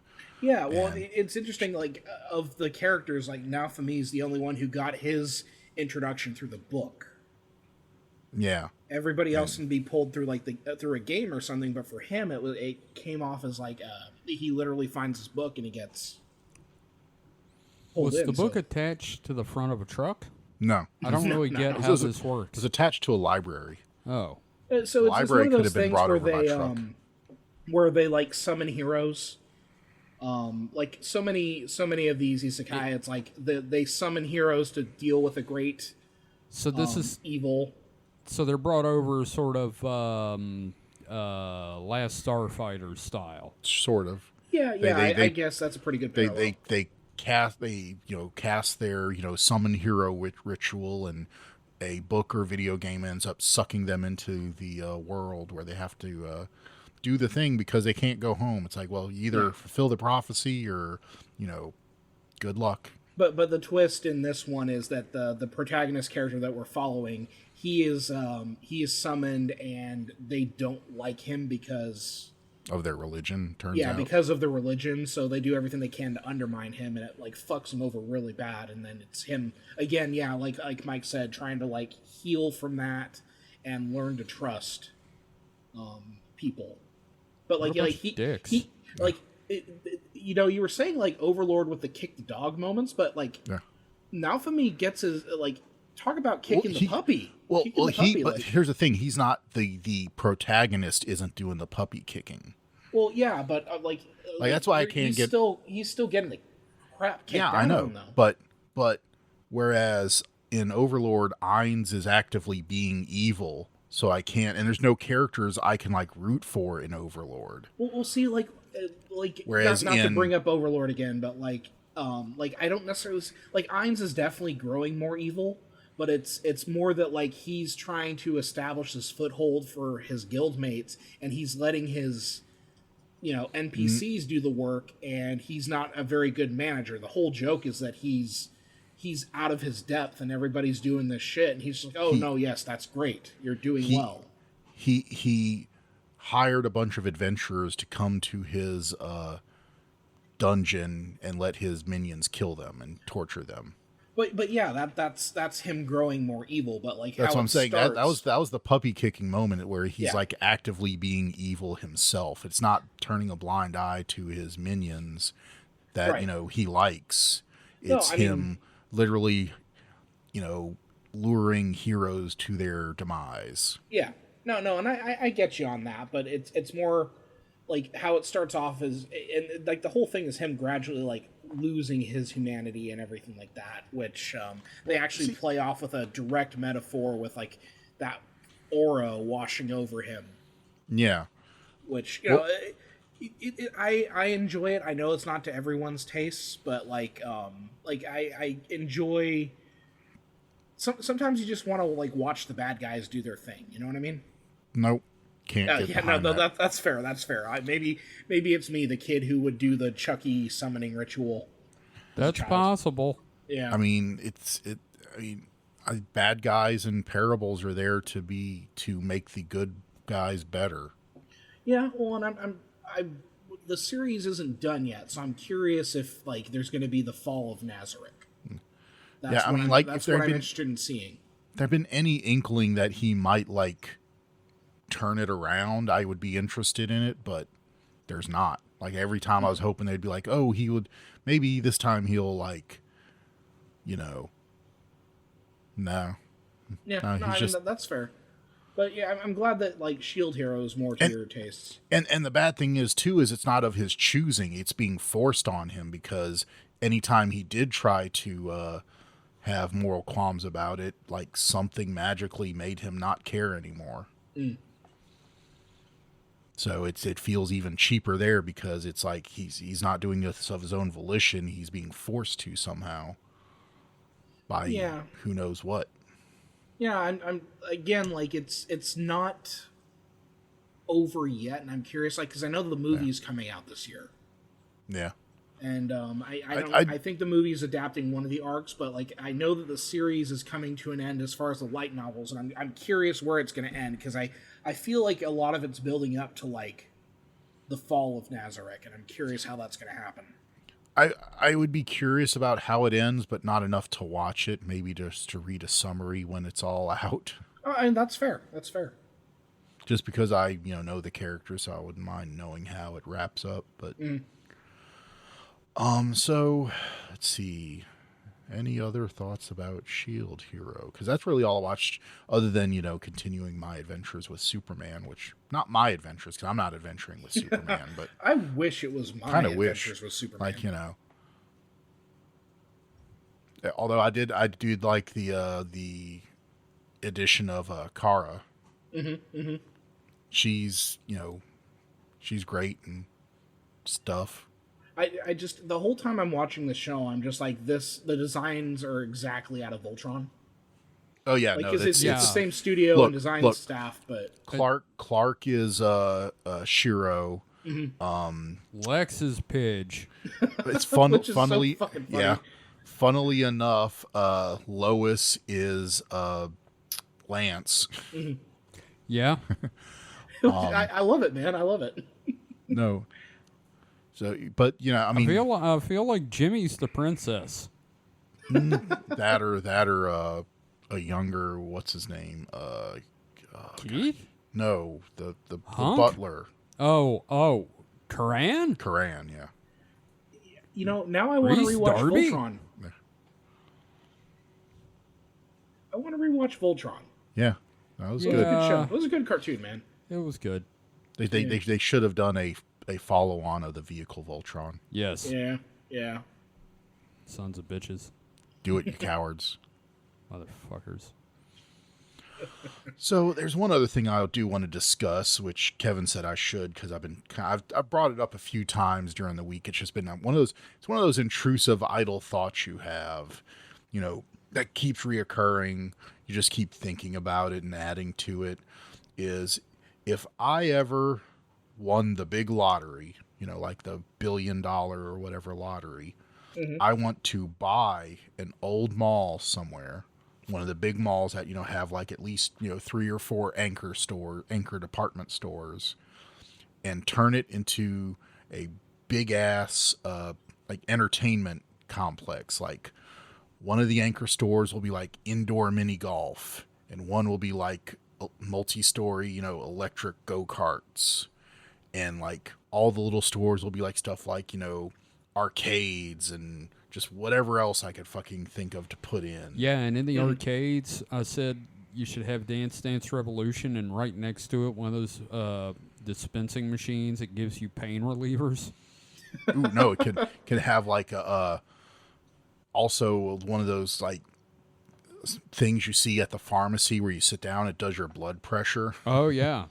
See, now I'm wondering, like, how many retail pads are in like a small mall? Like, this isn't even a small mall because you're talking about 4 anchors, right? Yeah, I'm talking about a 4 anchor mall. Yeah, so how many retail pads do you have in one of those? How many like things would you need to put in there? Well, I would. It would be like a entrance fee gets you in kind of armband deal. So like, it wouldn't be all like stores. It'd just be like whatever the fuck I could think to put in. Okay, so like obviously they've got like mini golf in there. You mentioned mini golf. Yeah. Electric go-karts. Target shooting, like the glow in the dark pellet gun target shooting. Ooh, laser tag. Yeah, laser tag. Trampoline park. Mm-hmm. Bowling alley. Indoor food truck court. No, that'd be like a whole like food court thing. But tell them about the restaurant, Mike. The restaurant with the Chuck E. Cheese type. Oh yeah, well, so and the whole thing we're gonna theme to be kind of like Chuck E. Cheese. We're gonna have like mascots, and we'll have an animatronic band, but it'll also be after 8 o'clock. It'll go into adult mode. Yeah. Now, first off, you gotta tell them the members of the band. So you pay to fuck the animatronics? No. God. No, just there'll be alcohol and kick the kids out, or maybe sequester the kids into like a separate area. Well, see, now you need 2 of them. You need one for that, but then you need one that's all creepy and abandoned for the urban explorers. They can go fuck themselves. Well, give them like the Five Nights at Freddy's experience, and then kill them at the end. But no, we're gonna have like what are they call? What are we gonna call it, Kevin? Okay, here's the thing. It was like a raccoon, skunk. Well, I know that. I was gonna say that after you said the name. The Forbidden Friends. The Forbidden Friends with like a raccoon, a possum, a skunk. I don't know. any other, like a seagull.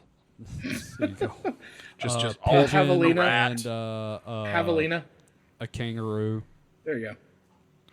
Just all the animals that are A shunned. really mangy dog. And their first big hit is, I'm going to pet that dog. I'll pet that But dog. the thing is, like Mike was saying, at first it plays like, normal family-friendly fare, but then at 8 o'clock the stage rotates, and they're all dressed like Kiss or Slipknot, and they're doing like, the hardcore stuff.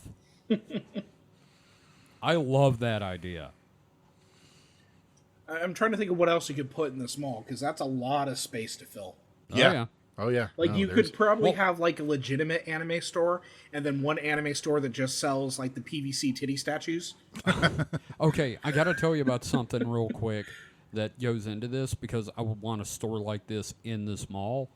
Our friend, Monkey from Coda's World, Yeah. is a truck driver, and he is currently stranded in Texas. Oof. And he's in Dallas, and he found Dallas Vintage Toys, which is the size of a fucking warehouse. And they have everything. I mean, like, and it's all restored, Mike. Yeah. You know how you go in a toy store and it's like a bunch of broken Transformers? Yeah, they have a full-sized shop in the back. To where they, Because just. they invited Austin back there. Oh wow. Sorry. They wanted to kill him. No, they invited him back there because he wanted some parts to fix some G.I. Joes. Ah. And it was just like madness. It was like he told me he wants to die and be buried there. Because it's all it is people sitting around reconstructing Transformers and G.I. Joes from parts lots. Oh wow. So they're the ones driving up the No, secondhand because they're not market. even charging that much for it. Well, I mean, they're buying Yeah. up all the parts Yeah. and stuff. But they offered him a fucking job. And he was like, I live in Mississippi. Oh, Damn. Fuck. Well, when you showed me those pictures, I said, so he's getting a divorce and bought everything, right? I was like, yeah, that's what I expected. But he showed me those pictures, and I thought that could be part of the thing. We could have like a section that's like the adult playpen, where it's like all the 80s toys, like You good never versions of it. got. But they're not behind glass. They're all just like out there, and you can like take it and play with it if you want. Yeah, or we just have, like like, look at it and like fondle 4. it. We have like 4 USS flags because Yeah. nobody had that one. one of your anchors could probably be a skate park. Yeah, Oh, skate good park. Good idea. I thought one of them you could gut one of them and turn it into like a venue for like, you could have like Wait, bands and or comedians or all kinds of shit. okay, I had a thought. Instead of a anchor store as a skate park, you take the fountain in the center out and turn that into like the big skate pool. There'd be all there you kinds of stuff in the center for. I don't know. I'd want to keep the big fountain. I love the big fountain in a mall. Oh, So I want to okay. keep that as a fountain. You can take one of the shops, gut it, and then like just put like a little kiddie pool full of balls and call it the DashCon experience. No, I would though recreate the Chuck E. Cheese, an adult version of the Chuck E. Cheese kid. What would you call it? Kid labyrinth that I remember from my childhood. Here's what you need to do. You need to make that connect to every. There's an entrance to every single attraction that you crawl Through the this- gauntlet. Yes. But yeah, So what I remember, I don't know, David. Kevin and I have talked obviously about our Chuck E. Cheese experiences. I never have one. Yeah, I mean, I don't know what yours are like, but what I remember from Louisiana was that there was a section that was all glassed off. Like the parents could see the kids, but they couldn't go in there with the kids. The kids were just like put through a little door. Child zoo. And it had like a ball pit, and like you would climb up one of those, cargo rope ladder things up to like a treehouse level that had like a suspension bridge to another one. And then there was like just a big area of padded floor where you could just like throw yourself against the floor, I guess.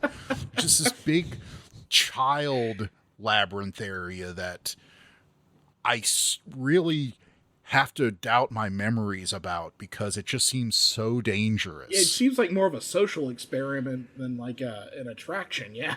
Yeah, I mean, but I vividly remember this. So the 80s were buck wild. Yeah, like Always Sunny did a recent episode about that. I saw that. Gage That's showed what that the to me. bones are for. No, what I loved was at the end where they just go to launch their version, and then it's just them in the parking lot, and there's fire and like people dying, and they just don't even explain what happened. I really only have 2 memories of Chuck E. Cheese.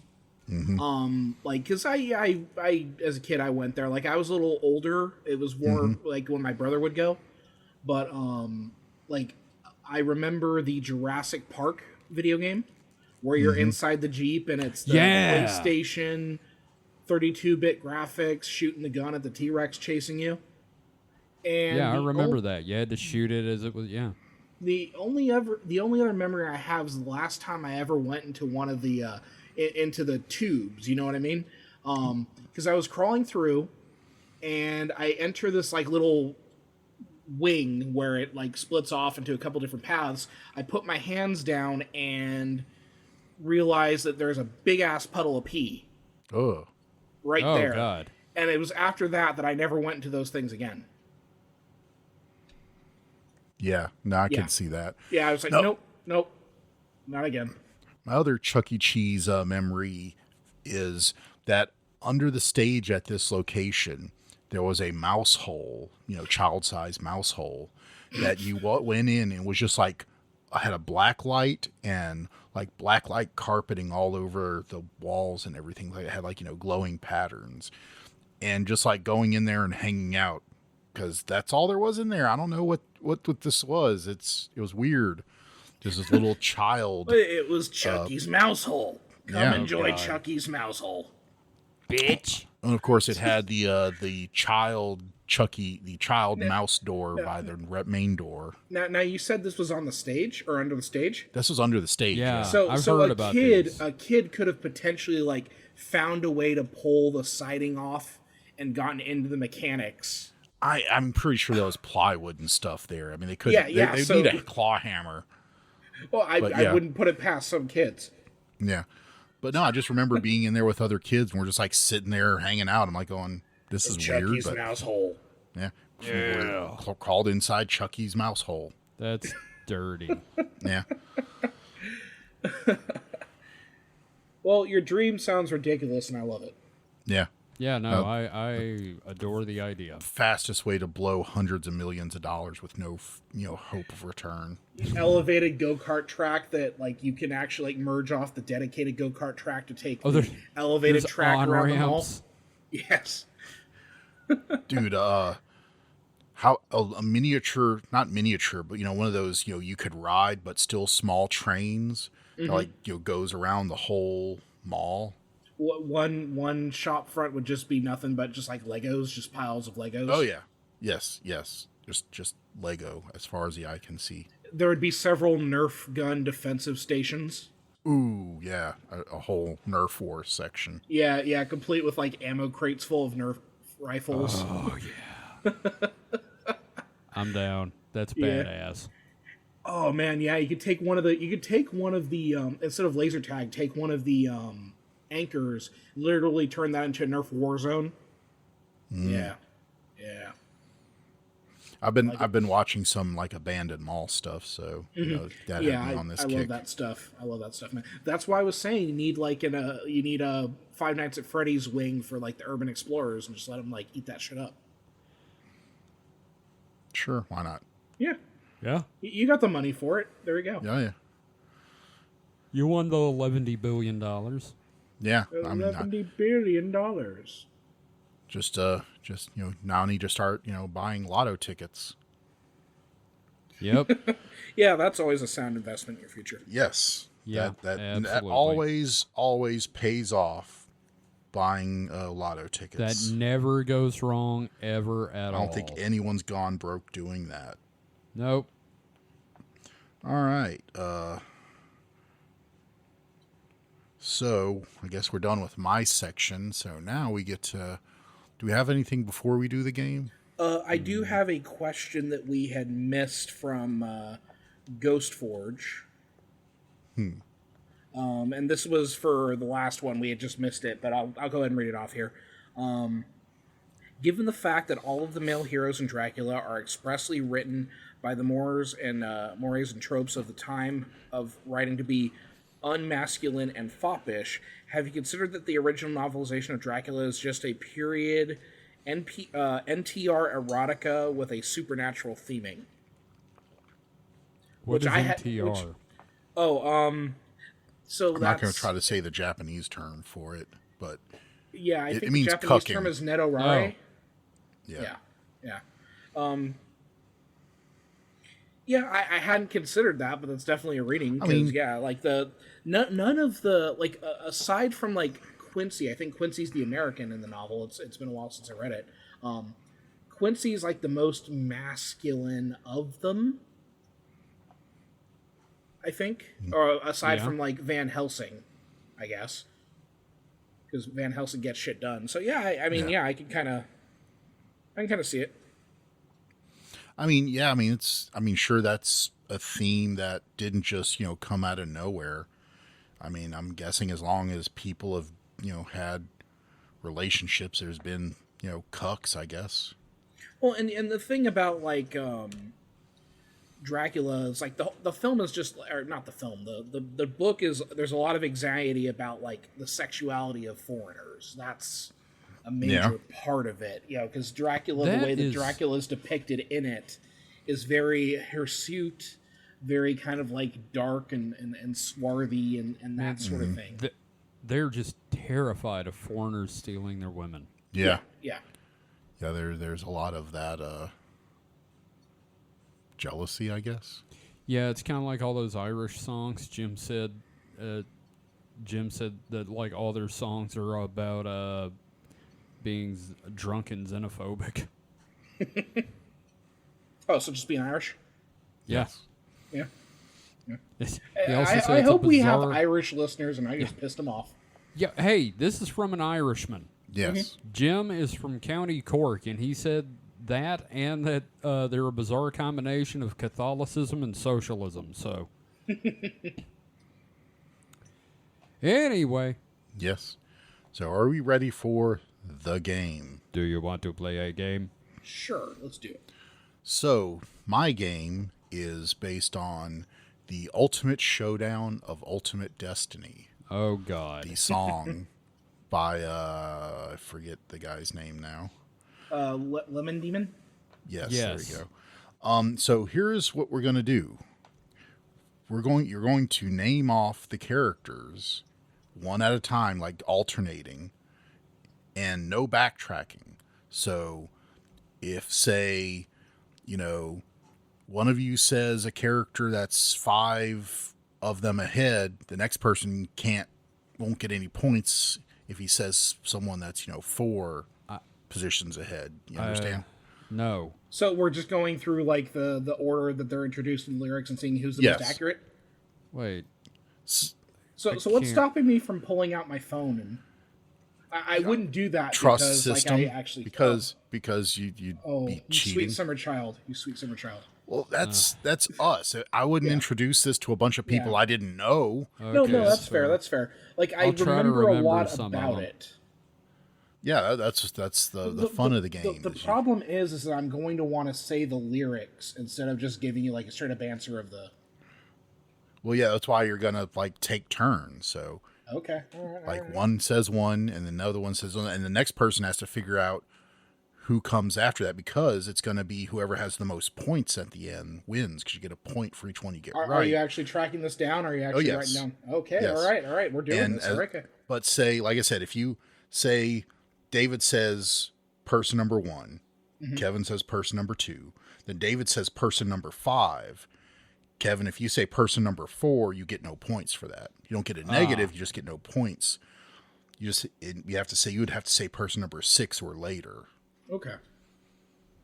And I'm also going to trust that no one's going to just immediately say the last person mentioned just to get 1 point and win, because you don't get anything for winning. So it's about playing the game and not winning the game. No, it's also fun because I'm going to try to remember this as because I listened to it a lot in middle school or high school. Yeah. I remember. Okay. So I'll go first. Oh, I was going to flip a coin.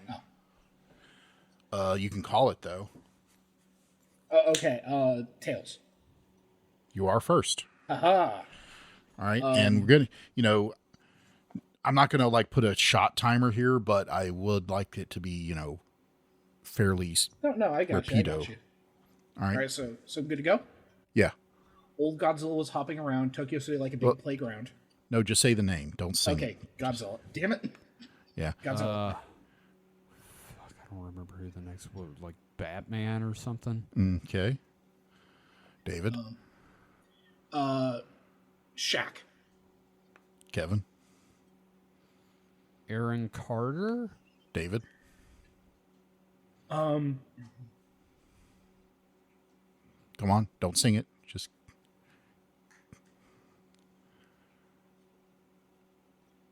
Come on. Abraham Lincoln. Dang it! Stop. I'm trying to get you not to sing it. I'm singing it in my head, dude. I know, but still. Chuck Norris. Wow, you went way down. I don't know. I don't remember. Okay, David.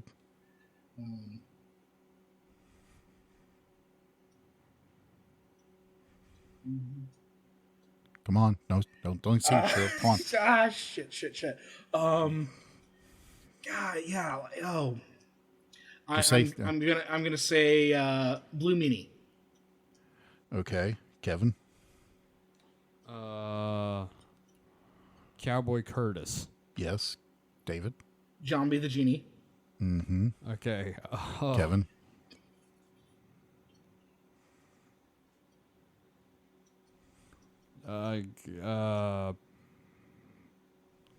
Bill S. Preston. Okay. Theodore David. Logan. Of course. Spock. The Rock. Mm-hmm. Doc Ock. Hulk Hogan. Mm-hmm. Oh God. Kevin, yours. You got the.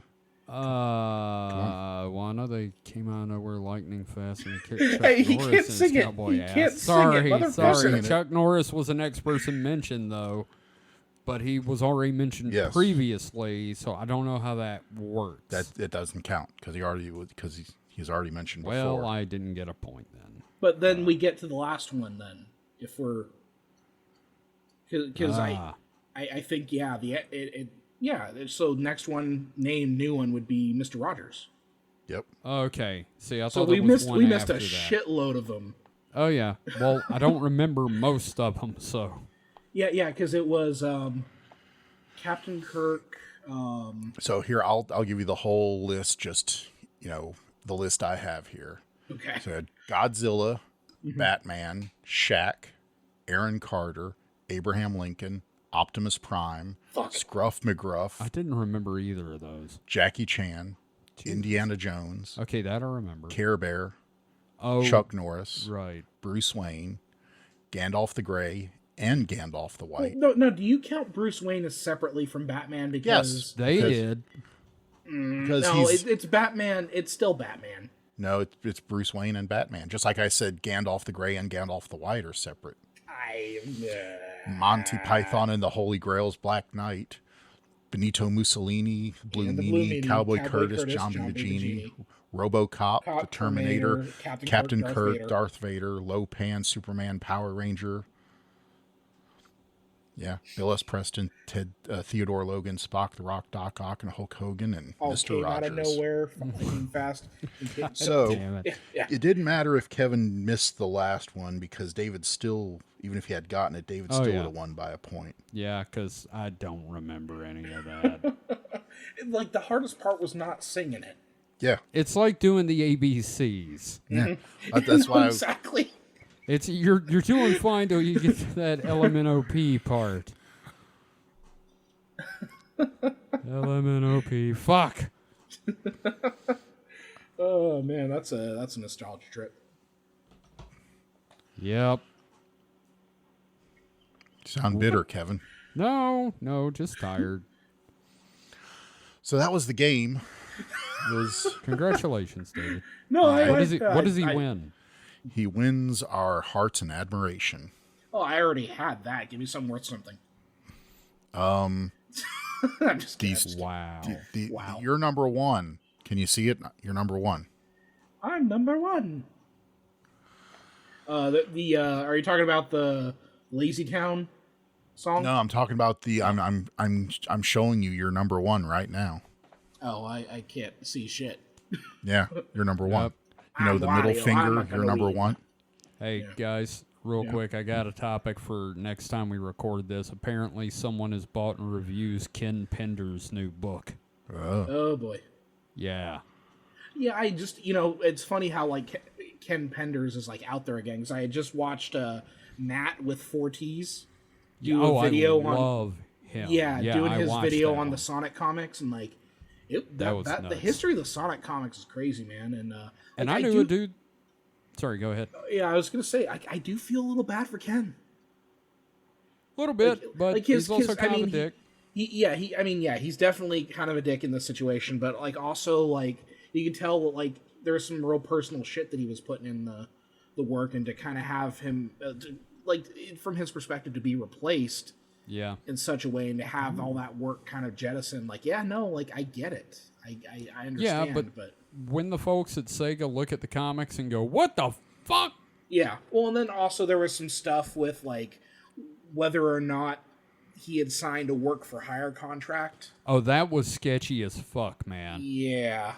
Wild stuff, but yeah, we could talk about Ken Penders. We'll I would love to some talk other about time. Ken Penders, and I'd love to talk about Sonic the Hedgehog.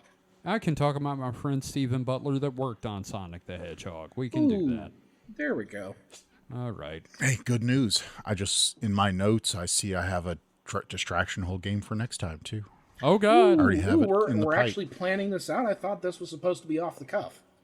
Well, I mean, when I have an idea, I write it down so I don't, I get you. forget I get you. I don't know. I don't like this new era of Mike having things planned out. This is how he normally is. This isn't planned out. This is more of just, writing shit down. That's what science is. It's screwing around and writing it down, right? Screwing around, writing it down. 100 bottles of beer on the wall. All right. Well, do I need that positive affirmation? Of course. What the fuck do you think we're doing here? I mean, here's the problem: is that we're just gonna continue to be, be excellent to each other. Yeah, just variations of that because I mean, therein lies the challenge. What if we could just do it as like life advice or something? What if we just get together and pray? Let's just pray, guys. No. Oh, Father, thou art in heaven, hallowed be thy name. Give you my thoughts and prayers. I give like little pieces of just like, do something for yourself, like do a specific thing. So that's how I've been approaching it. But like you do you, buddy. You do you. This is your rodeo. We're just the bulls. Now this is not something I have pre-planned. Oh, thank God, normalcy. How about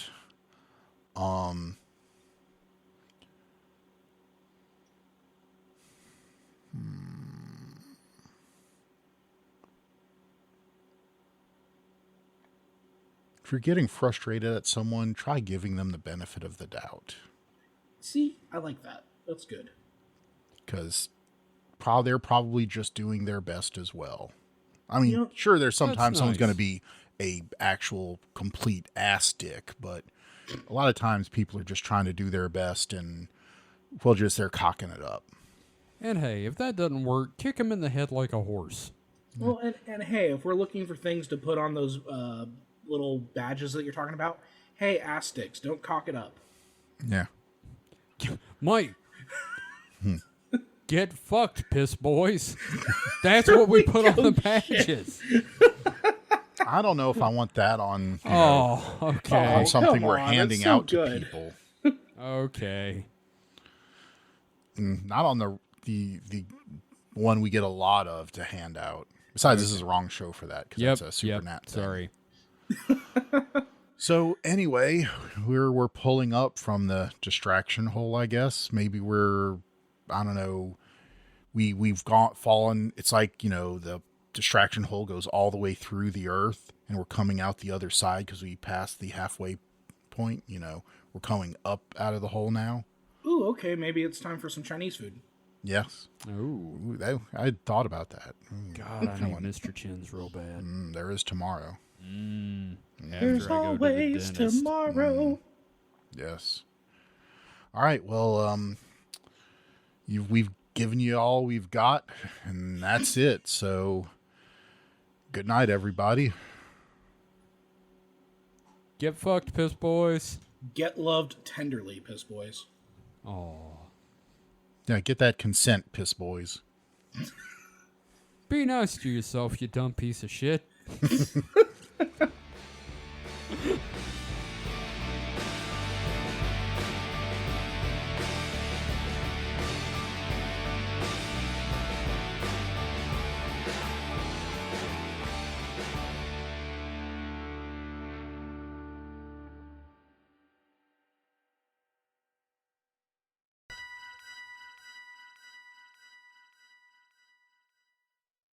Press.